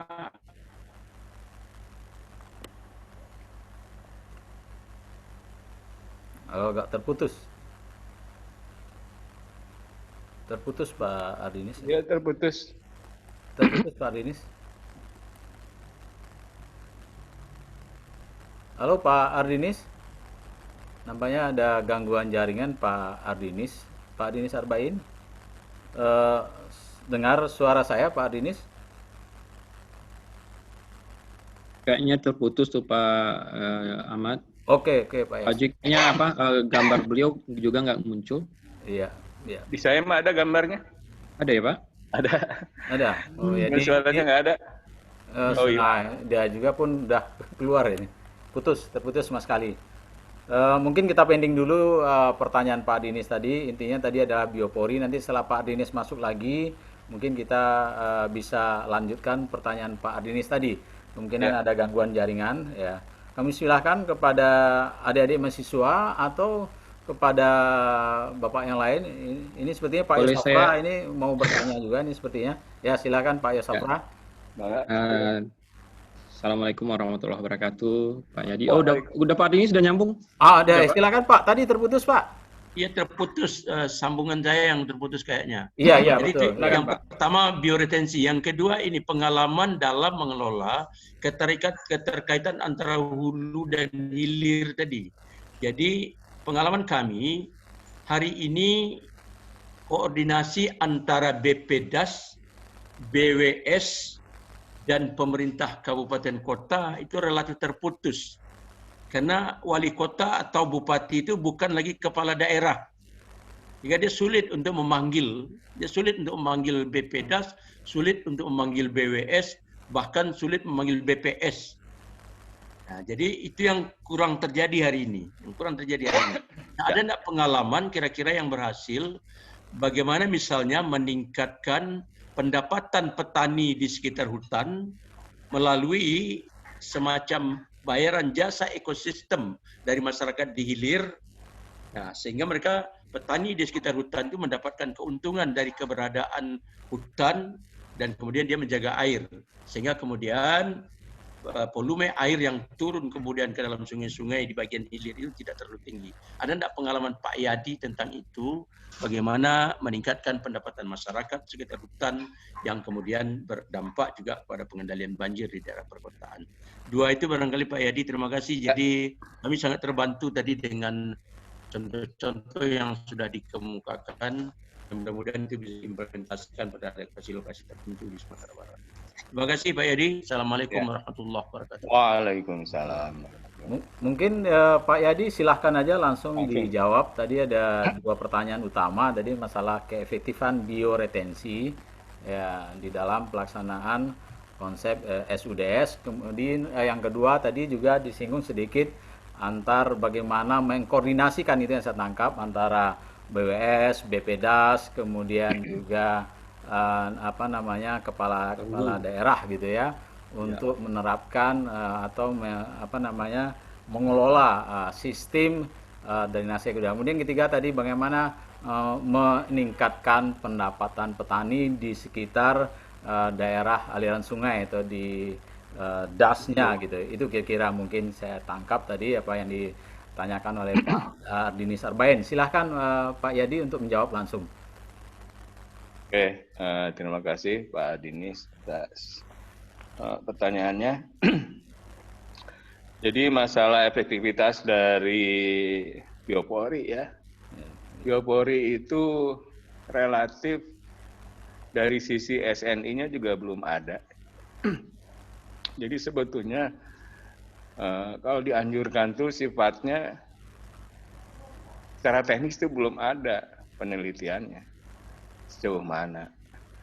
Tapi kalau kita bandingkan dengan beban drainase itu relatif kecil. Hanya mungkin untuk menjaga kualitas dari air tanah. Nah, beberapa yang dikhawatirkan oleh lingkungan justru biopori itu diisi oleh sampah. Nah, ini yang jadi masalah. Takutnya nanti malah ada tikus masuk dan sebagainya. Itu biopori ya. Sehingga yang digembar-gemborkan Bandung dulu ada 1 juta biopori. Mana hasilnya? Bapak tahu sendiri kan? Mungkin hampir semua kota lah. Mana hasilnya? Karena dari sisi hidrograf aja udah jelas itu nggak ada artinya ya. Jauh sekali lah. Mungkin bagaikan kita kalau drainase itu antara hujan dengan air buangan dari rumah. Kan mungkin di bawah 5% itu. Nggak ada artinya kalau pas banjir. Itu menanggulangi banjir ya, tentunya. Kalau untuk menjaga kualitas, asal tidak diisi sampah, mungkin oke. Ya, mungkin daun-daun yang kering itu nggak masalah. Itu biopori, sehingga sekarang tidak ada lagi. Yang waktu itu semua pakai biopori, target. Ya karena mereka tidak konsultasi dengan orang air, ya Bang Jun. Ya. Rapikannya itu. Orang lingkungan kan nggak paham itu beban yang besar banjir seperti apa. Ya, seperti waktu saya di Gede Bage kan sering banjir. Ya. Jadi pejabat itu dibohongin. Oh sudah dipasang di Bandung itu dulu terkena tol air. Coba bayangin coba tol air. Kurang gimana hebatnya bahasanya. Saya cek di sana. Saya kan sebetulnya ngitung itu Gede Bage itu. Saya desainkan sudah, tapi nggak bisa dilaksanakan. Karena mereka nggak mau membebaskan tanah dan lain sebagainya. Debitnya itu kurang lebih 30 meter kubik kalau pas banjir. Saya lihat pompanya di sana yang sama tol air, itu sumbangan dari Sumarekon. Itu saya lihat sama Pak Inatmo ya, kebetulan itu penasihat kota. Dilihat itu cuman 175 atau liter per detik, Pak. Bayangin, itu digembar-gemborkan untuk banjir. Nah, berarti kan orang kita nggak ngerti. Ya, masyarakat aja diomongin, wah ini sudah ada tol air sekarang. Nah, semacam itu. Sama seperti biopori. Konsepnya untuk mengendalikan banjir, tapi berapa kapasitasnya? Jauh sekali. Justru yang Bapak tadi sampaikan satu lagi, sumber resapan itu yang benar. Ya, Bapak tinggal hitung saja. Misalkan oke lah 80 mm per hari. Kalikan 100 meter persegi. Berapa itu? Berapa meter kubik? Kalau kita manfaatkan sebulan, itu cukup untuk hidup satu keluarga. Asal ada tangki-tangki aja di situ. Berarti kalau misalkan harusnya 8 tangki, ya ada hanya 2, berarti sisanya yang run off. Nah itu kalau misalkan sisanya masuk ke sumber resapan. Itu sumber resapan itu paling mudah, cuman tidak bisa dilaksanakan. Saya pernah ada di Bandung itu ada aturannya, Bandung Utara. Sumber resapan, tapi pelaksanaannya tidak benar. Tidak ada pengawasannya, Pak. Saya dulu kan kos di tempat bude saya. Buat sumber resapan. Lo nggak ada talang apa yang masuk ke sumber resapan. Pokoknya bikin aja sumur. Ya kan konyol seperti itu. Ya, itu coba kalau misalkan Bapak baik sekali, tapi kalau misalkan daerahnya ya tentu di Padang cocok kayaknya. Karena muka tanahnya relatif tinggi. Beda dengan Palembang kan, kalau Palembang emang susah kan, rawa-rawa itu. Nah silakan sumur resapan, ya tinggal dihitung aja. Satu rumah misalkan berapa, 100 meter persegi, hujannya berapa, mau periode ulang berapa, 10 tahun. Ya mungkin hanya 50 apa 70, hitung aja. Yang meresap situ berapa kapasitasnya, ada sisanya ya kan. Atau mau diambil semua ya silakan bikin sumur yang banyak. Itu aja saya pikir Pak Adinis ya. Itu relatif mudah asal pengawasannya benar. Tapi kenapa susah? Nah saya juga sekarang sedang coba dihitung yang Cikapundung itu kan susah itu. Coba dibuat sumur resapan. Sedang dihitung sama mahasiswa saya berapa sebetulnya reduksinya. Kalau misalkan 1 atau mau hilang semua ya berapa masing-masing punya sumur. Paling enggak kalau misalkan resapannya kecil, K-nya kecil ya ditampung lah. Berapa tadi kan ada tampungan. Itu baik sekali. Nah, tinggal bagaimana mungkin Pak Adinis merespon ke penguasa kota ya. Cobalah bikin demplot gitu, das yang mana, bikin sumber resapan semua wajib. Saya yakin itu bisa itu ditangani banjir. Kan belum ada yang seperti itu. Karena wali kotanya atau pemimpinnya, leadernya itu tidak paham. Itu yang repotnya itu. Terus yang kedua itu masalah, ini kerjasama ya. Itu kerjasama yang pertama itu saya ingat itu di Banjarmasin Pak. Ada MOU-nya. Dulu saya punya MOU-nya contohnya. Terus di Kota Bandung juga ada, ya. Dibuat beberapa tahun yang lalu ya, mungkin 3 tahun antara pusat, BBWS, provinsi, kota, dan badan-badan lain. Ya, itu ada MOU dengan gubernur ya. Saya ingat waktu itu, karena saya kan ikut sering di kota. Tapi sebatas MOU Pak, implementasinya nggak jalan. Kenapa nggak jalan? Nah orang-orang kota ngurus sendiri. Saya tanya, Pak suka ke BWS nggak? Enggak. Malah saya yang jadi mediator ke BWS, tuh kan. Jadi kalau misalkan ada diskusi, tolong sini undang dari BWS, undang dari provinsi, gitu Pak. Mereka tuh, saya nggak tahu nih, bingung juga. Kenapa nggak mau kerjasama? Nah itu penyakitnya di situ Pak. Bagaimana kita mau cuman ngomong di atas permukaan saja? Tidak ada konsep bersama, apalagi sampai detil. Nah, ya itulah Pak Dinis yang terjadi. Apalagi sampai itu tadi ngurusin yang petani ya, bisa ya itu yang terjadi pernah di Bandung itu dikasih penghidupan, suruh turun. Ya, tapi habis itu bingung. Mau dikemanakan setelah itu? Apa dikasih makan terus? Dikasih lapangan kerja? Enggak juga. Akhirnya apa? Balik lagi Pak Dinis sekarang. Yang sudah sekian puluh tahun, Bang Jun sering di Bandung, banjir lagi, banjir lagi. Dari 9.000 turun 1.000, sekarang 9.000 lagi. Banjir. Sampai si JK tuh bingung, loh, ini ditangani dari dulu bertriliun-triliun, sekarang banjir lagi.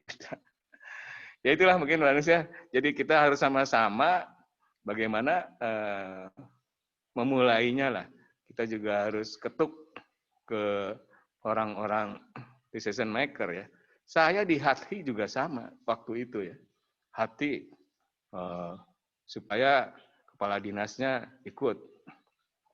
Kadang kepala balai jadi wakil dan sebagainya. Tapi juga nggak jalan Pak. Ya, repot juga. Yang jalannya kita-kita aja yang di perguruan tinggi kalau di Bandung. Di BWS juga nggak begitu. Ya kalau ada itu aja. Apa namanya? Yang besok di Palembang itu.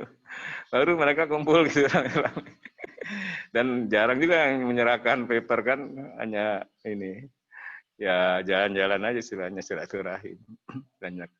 Ya itulah penyakit kita Pak Adinis ya. Jadi kita sama-sama, saya juga berusaha. Saya mengerahkan mahasiswa. Kalau ada kegiatan, ya terutama di OP, titip juga ke kabitnya di Citarum. Seperti itulah di dinas, itu kan. Nah, semacam itu kalau posisi kita bisa seperti itu. Kalau posisi saya di konsultan, ya biasa bengok-bengok. Bengok-bengok ke mahasiswanya gitu kan. Sama orang PU kan sekarang banyak ke mahasiswa saya juga. Ya itulah mungkin Pak moderator ya, kira-kira semacam itu jadi masalah kita bersama. Monggo, lanjut.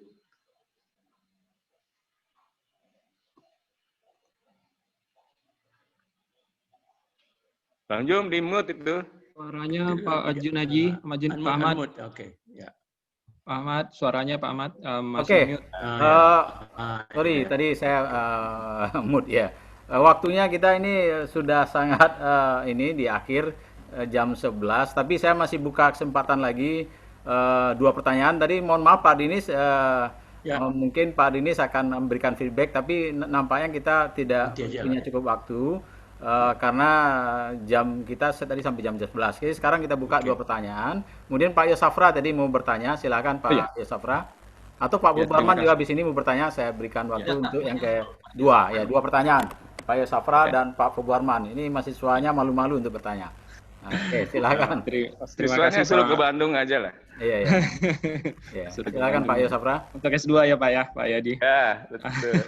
Terima kasih Pak Ahmad Junaidi, yang terhormat Pak Yadi, Bapak-bapak Ibu dan adik-adik sekalian. Terima kasih Pak, saya sangat tertarik dengan apa yang Pak Yadi sampaikan tentang salah satunya tentang Green Campus. Dan disampaikan tadi di ITB bagaimana pengelolaan air supaya katakanlah yang ditangkap di kawasan tersebut kemudian dimanfaatkan gitu loh. Selama ini kalau boleh kami tahu Pak, tentu pengalaman yang sudah dilakukan di ITB di Jatinangornya ya Pak yang sudah ini. Betul.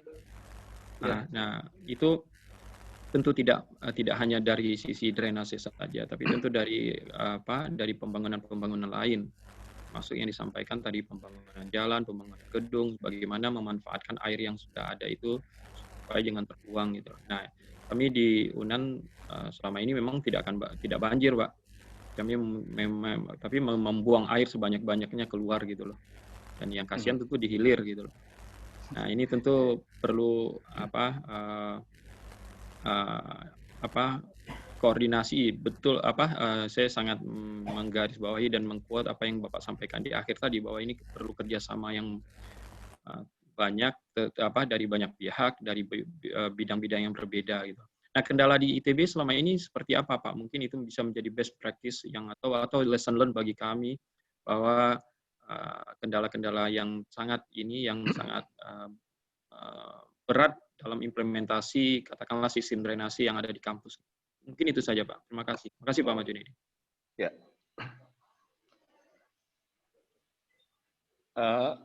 Langsung saya jawab ya. Jadi waktu itu khususnya yang di Jatinangor ya, memang daerahnya agak bukit-bukit gitu. Jadi sebelum ada embung, itu di daerah hilirnya sering banjir Pak. Sering banjir, dan kalau pas kemarau juga kekeringan, ya. Nah, pas sebetulnya waktu itu, karena yang ngelola itu, nah ini balik lagi ke leadernya. Waktu itu adalah direktur eksekutifnya Pak Indratmo, yang Jatinangor. Nah, pas kan? Jadi mereka memikirkan pasti itu urusan air.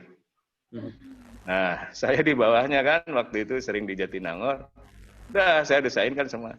Ya, dari mulai embungnya, lingkungan juga mendukung. Nah, sekarang malah ada PLTM mikro. Itu bantuan ICZM ya dari Belanda. Jadi bagian yang hilirnya tadi waduk embung kedua dipompa ke atas. Ya. Itu pakai solar cell. Nah, nanti diturunkan sebagian untuk mendapatkan energi listrik. Itu bukan untuk dipakai lah, untuk mahasiswa kan. Mahasiswa bagaimana kita melihat proses perubahan energi dari potensial menjadi energi listrik. Nah, itu baik sekali. Jadi kalau kendala waktu itu hanya masalah, saya pikir nggak begitu banyak, Pak. Ya, karena yang nangani ya kita-kita. Dari sisi pendanaan, kita waktu itu ada Pak Mujadi, waktu kepala Dirjen kan, Nah, Mujiadi, ya, Pak Mujiadi kan alumni. Ada Pak Mujiadi, ada Pak siapalah banyak ya waktu itu. Jadi kita dana punya akses langsung ke pusat, langsung nanti ke BWS. BWS pokoknya terima jadi aja. Kita yang desain kan Pak, desainnya gratis. Nah, BWS minta pertanggungjawaban kita, mana desainnya, udah nanti keluar dananya. Jadi lancar-lancar saja. Resmiannya malah waktu juga Pak Menteri langsung, Pak Basuki, Pak Mujiadi, Pak Hermanto Dardak itu datang semua.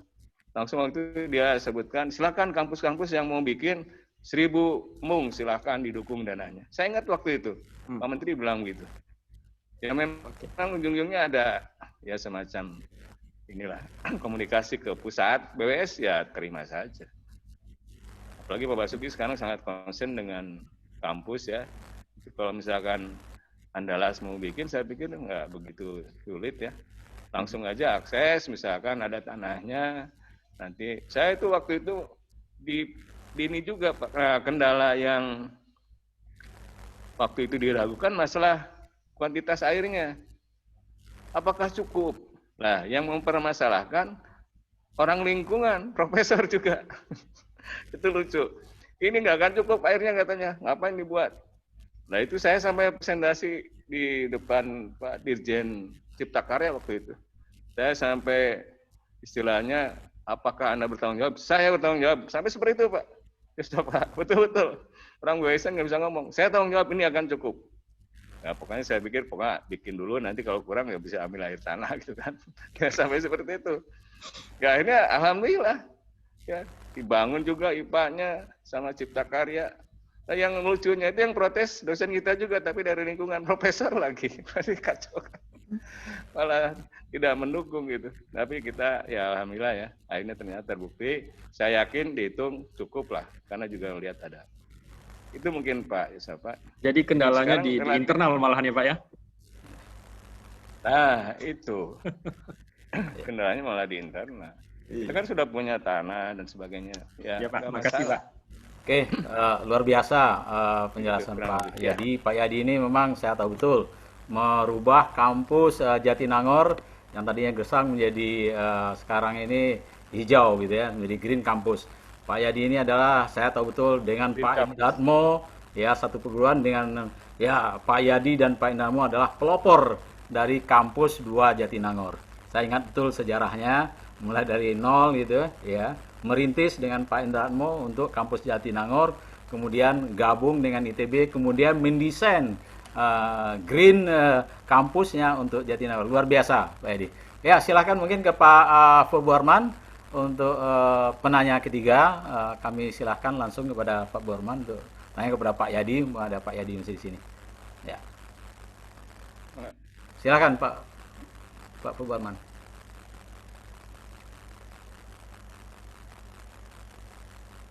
Di mute itu Pak Forborman. Nggak di mute, nggak dengar suaranya. Ya, Assalamualaikum warahmatullahi wabarakatuh. Waalaikumsalam warahmatullahi wabarakatuh. Terima kasih Pak Moderator dan juga kepada Pak Yadi atas penyampaiannya dari beberapa kasus real yang ada di Indonesia, gitu, baik yang skala mikro maupun yang lebih luas, gitu, makro. Tapi pada kesempatan ini saya ingin menanyakan atau menyampaikan mungkin beberapa istilah ini yang sering juga disampaikan oleh pejabat. Yang pertama yaitu mengenai banjir kiriman, gitu. Sedangkan airnya itu mau mengalir dalam das yang sama. Gitu. Jadi istilah itu menurut Pak Yadi ini benar apa atau memang hanya bahasa wartawan atau bahasa apa? Gitu. Sebab dia dalam satu das yang sama secara alamiah memang air mengalir ke situ. Ya, jadi banyak mungkin selevel kepala daerah yang sering memakai istilah itu seakan-akan mengkambing hitamkan daerah hulu gitu ya, yang mungkin di luar dari daerah administratifnya gitu.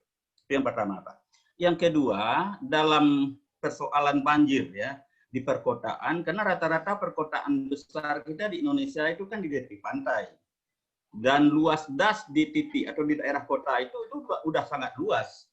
Udah luas sekali, di atas 2000 km bujur sangkar misalnya. Nah, kejadian banjir itu biasanya kan di saat musim hujan, jadi ada mungkin seminggu hujan berlangsung, kemudian koefisien pengaliran di dalam perencanaan beberapa fasilitas biasanya kan kurang dari 1. Tapi kenyataannya waktu itu mungkin menurut saya sudah mendekati 1 gitu. Nah, apakah memang perencanaan kita yang tidak pas sehingga terjadi banjir, atau memang ya bagaimana ini Pak gitu cara kita? Karena beberapa anak sungai yang menyatu sampai mengalir ke hilir di lokasi atau di lokasi perkotaan itu luar biasa debitnya gitu. Nah itu. Kemudian yang terakhir mengenai kasus-kasus tadi, saya kira untuk yang bersifat lokal atau luasan terbatas itu sangat efektif, Pak. Nah, tapi untuk yang saya sampai yang kedua itu mungkin fasilitas drainase daerah perkotaan itu mungkin cukup bagus, tetapi karena sungainya yang airnya meningkat, debitnya sangat besar, mungkin itu permasalahan. Nah, jadi mungkin itu aja Pak. Pak Yadi, terima kasih banyak. Ya. Assalamualaikum warahmatullahi wabarakatuh. Waalaikumsalam. Silahkan aja Pak Yadi menanggapi pertanyaan Pak Kubelman tadi. Ya. Langsung. Terima kasih. Ya, sebetulnya istilah banjir kiriman itu tidak ada ya. Istilahnya di ilmu kita itu. Adanya juga apa namanya? Apalah istilahnya itu. Flood flash ya. Nah, ada juga itu. Jadi banjir yang besar tiba-tiba ya, flood flash itu yang terjadi itu pada daerah-daerah yang topografinya relatif sangat miring. Itu banyak terjadi. Ya, itu termasuk di Padang sendiri ya. Padang, pantai-pantai Manado. Di pada satu jantung debitnya besar, tapi sesaat. Sehingga saya pernah di Manado itu beberapa bendung hancur Pak, hanyut itu, hanyut. Jadi ya mungkin masyarakat atau wartawan itu yang membuat semacam banjir kiriman, betul sekali. Karena dalam satu lingkungan itu ya akibat dari tadi run off-nya yang besar ya, terjadi di hulu, ya di hilir ya bagian menerimanya. Itu aja sebetulnya. Terus tadi kalau yang kedua yaitu masalah banjir di kota-kota yang pantai ya. Memang itu ada dua faktor utama. Yang pertama itu adalah faktor pasang surut ya. Biasanya banjir itu yang paling besar seperti Jakarta kemarin Januari itu juga pas pasang tinggi ya. Atau di Surabaya sama, di Semarang juga sama. Karena bersamaan dengan pasang. Satunya juga debit besar. Jadi mestinya kalau desainnya benar ya. Desainnya benar ya kita kan tahu ada HWL, apakah nah ini tergantung dari apa? Apakah kita akan menentukan HHWL, high water level yang menjadi dasar perencanaan atau mau MHWL saja? Ya. Kalau misalnya kita mau sesuai dengan beban yang muncul, HWL ya kita desainkan tanggul itu harus di atas HWL. Itu daerah hulu, ya. Nah, terus daerah hilir, daerah hulu juga kita harus tahu kita mau debit berapa. Nah, kebiasaan kita memang Bang Jun ya, teman-teman juga ini perlu dibiasakan juga. Jangan dibiasakan misalkan hanya kalau misalkan menghitung debit itu dengan 10 data terakhir. Itu yang kadang juga menjadi masalah. Ya. Bisa kegedean, bisa kecilan gitu kan. Jadi mestinya agak panjang lah. 30 tahun atau 50 tahun, kan? Jadi terlihat nanti distribusinya. Kalau misalnya 10 tahun pas kecil ya nggak kelihatan. Mau desain berdaulang berapa? Nah sekarang kan sudah mulai ditingkatkan tuh sama pemerintah di peraturan tentang sempadan ada itu. Kota besar bisa sampai 50 berdaulang. Ya. Kalau di Jakarta mungkin 50 untuk banjir. Yang lain itu Citarum ya, Citarum tuh dulu cuma 10, naikkan 20 aja nggak bisa. Cuma digali-gali gitu aja, dilebarin udah penuh masyarakat. Nah itu yang jadi masalah. Jadi sebetulnya kalau misalkan Bapak tadi sampaikan, kenapa kok apa perencanaan yang salah? Menurut saya sih bukan perencanaan yang salah. Bagaimana kita menentukan kapasitas sesuai dengan kesepakatan kita. Kalau Bapak lihat ya perdagang-perdagang yang di luar negeri, itu minimal 100. Ada yang 200, ya kawasan kota itu. Tapi kok banjir? Lah, munculnya badai kok. Itu nggak bisa apa-apa lagi. Atau hujan yang di atas dari itu. Nah itu, ya itu repotnya. Tren sekarang itu terjadi intensitas hujan yang sangat tinggi. Tadi saya sampaikan Jakarta. Masa sampai 377, Pak Perhubungan ya. Itu tidak pernah terjadi berapa ratus tahun sebelumnya. Kan luar biasa. Ya. Kalau kita mau desain yang oke, ya silahkan. Apa kita mau desain yang 1000 tahun kedulangnya? Ya aman lah mungkin ya, tapi kan mubazir ya, potensi keluarnya ya seper mil ya, tapi bisa aja terjadi besok ya, mungkin juga ya. Nah, itu makanya kalau data hujannya panjang, mungkin agak tercover di situ, tereduksi. Kita bisa agak naik-naik sedikit. Yang dulu cuman misalkan periode lang 100 itu hujan harian mungkin 100, nah, sekarang bisa 100 lebih gitu kan. Memang trennya naik seperti itu. Nah, termasuk tadi masalah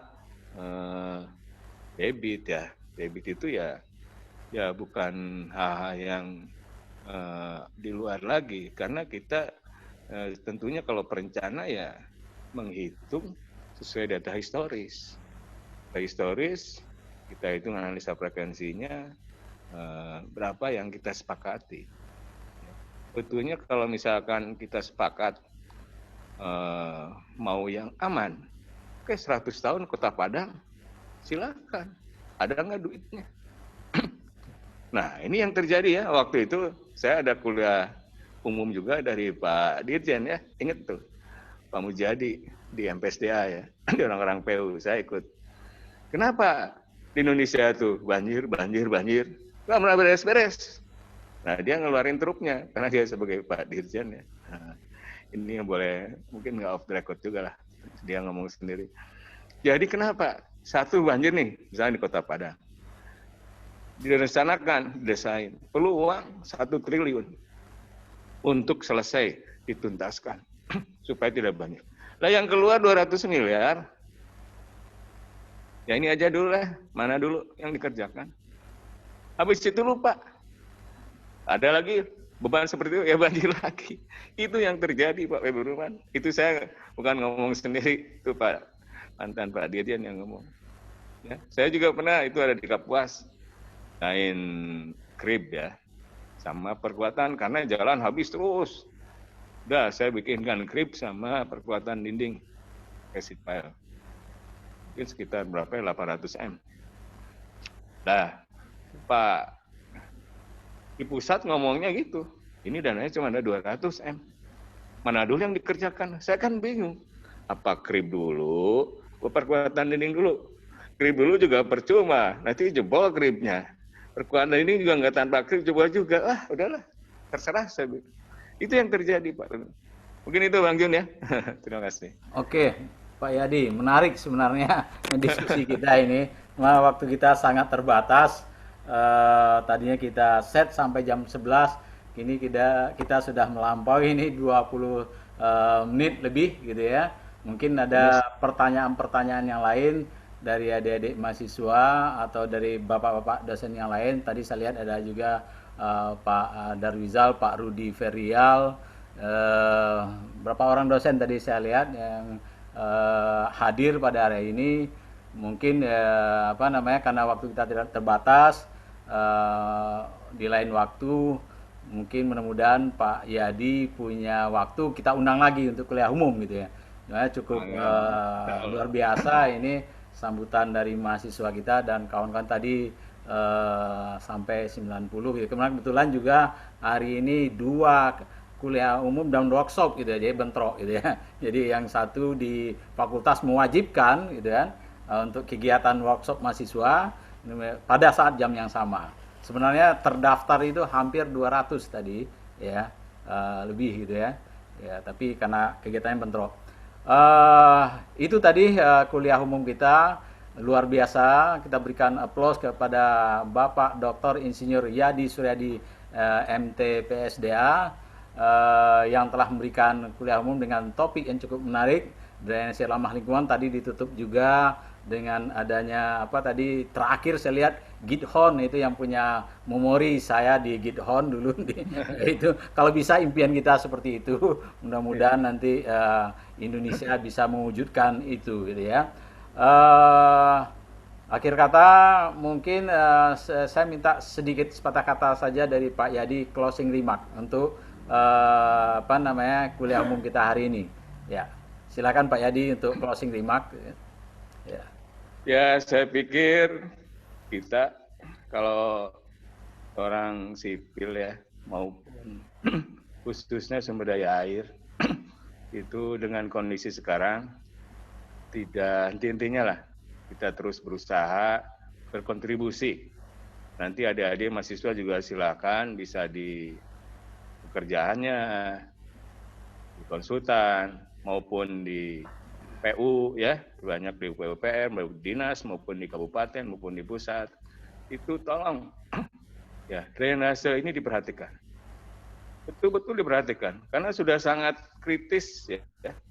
Dana itu banyak Bang Jun ya.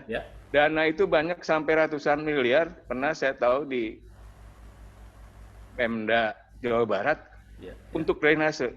Tapi tidak bisa diimplementasikan. Karena belum ada perencanaan, belum ada master plan. Coba di Padang lihat. Ada nggak kota-kota kecil yang punya master plan drainase? Jangankan master plan. Inventarisasi saja mana saluran primer drainase, mana sekunder. Mungkin nggak punya mereka. Jadi acak aja. Dibuang ke sana, dibuang ke sini. Ya, mungkin silakan coba masing-masing kabupaten tuh membuat master plan dah. Dan diperdakan. Diperdakan bahwa ini adalah saluran pembuang nih. Yang ini sumber. Jadi betul-betul kita memanfaatkannya benar, tidak membuang asal. Ya. Jadi seperti itu ya. Saya harapkan bisa diperdakan nanti implementasi bagian drainase apalagi SUDS ini bisa diterapkan dengan baik. Terima kasih. Terima kasih banyak Pak Yadi. Ya, mudah-mudahan Pak Yadi jangan kapok-kapok kalau kita undang lagi di kuliah umum. Luar biasa manfaatnya bagi kami sharing ilmunya karena Pak Yadi ini sudah lebih 30 tahun melanglang buana di dunia akademik dan dunia nyatanya konsultan dan sudah menjelajahi seluruh Indonesia dan seluruh penjuru dunia. Mungkin itu saja kuliah umum kita hari ini. Saya tutup kuliah umum hari ini dengan membacakan Alhamdulillah. Saya akhiri dengan mengucapkan Assalamualaikum warahmatullahi wabarakatuh. Waalaikumsalam warahmatullahi wabarakatuh. Jadi Pak Yos, Pak Pak Ardinis, terima kasih banyak sudah hadir. Kemudian Pak Darwizal, Pak Rudi Ferial, Bu Sri, saya lihat tadi Pak Jafril Tanjung, ya terima kasih banyak atas kehadirannya. Kemudian jalan-jalan ke Bandung, Pak Badru, ya.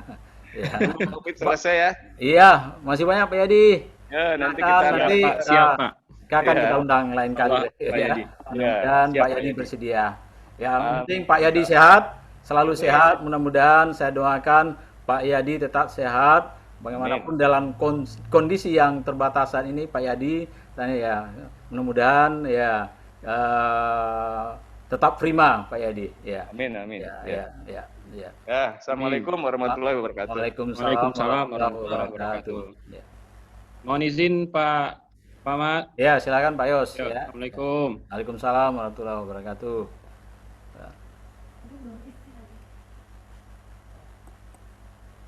Adik-adik mahasiswa, ya terima kasih atas kehadirannya. Mudah-mudahan adik mahasiswa semua dapat. Ya, Panji, kamu hadir ya Panji? Ya. Weli ini dari apa ya? Weli ini dari PU ya nak? Weli, Balai. Ya. Iya, oke. Oke, mohon izin saya tutup Zoom ini, ruang Zoom meeting ini. Ya, saya akhiri. Terima kasih semua Bapak-bapak dari mahasiswa yang telah hadir. Makasih, Pak. Jangan lupa ngisi absen. Ya, setelah isi absen sertifikat otomatis terkirim ya, itu ya. Jangan lupa isi absen. Silahkan isi absennya dan sertifikatnya otomatis terkirim. Assalamualaikum warahmatullahi wabarakatuh. Waalaikumsalam. Terima kasih Pak. Waalaikumsalam. Terima kasih, Iya, Pak. sama. Ada Pak Bambang juga ya.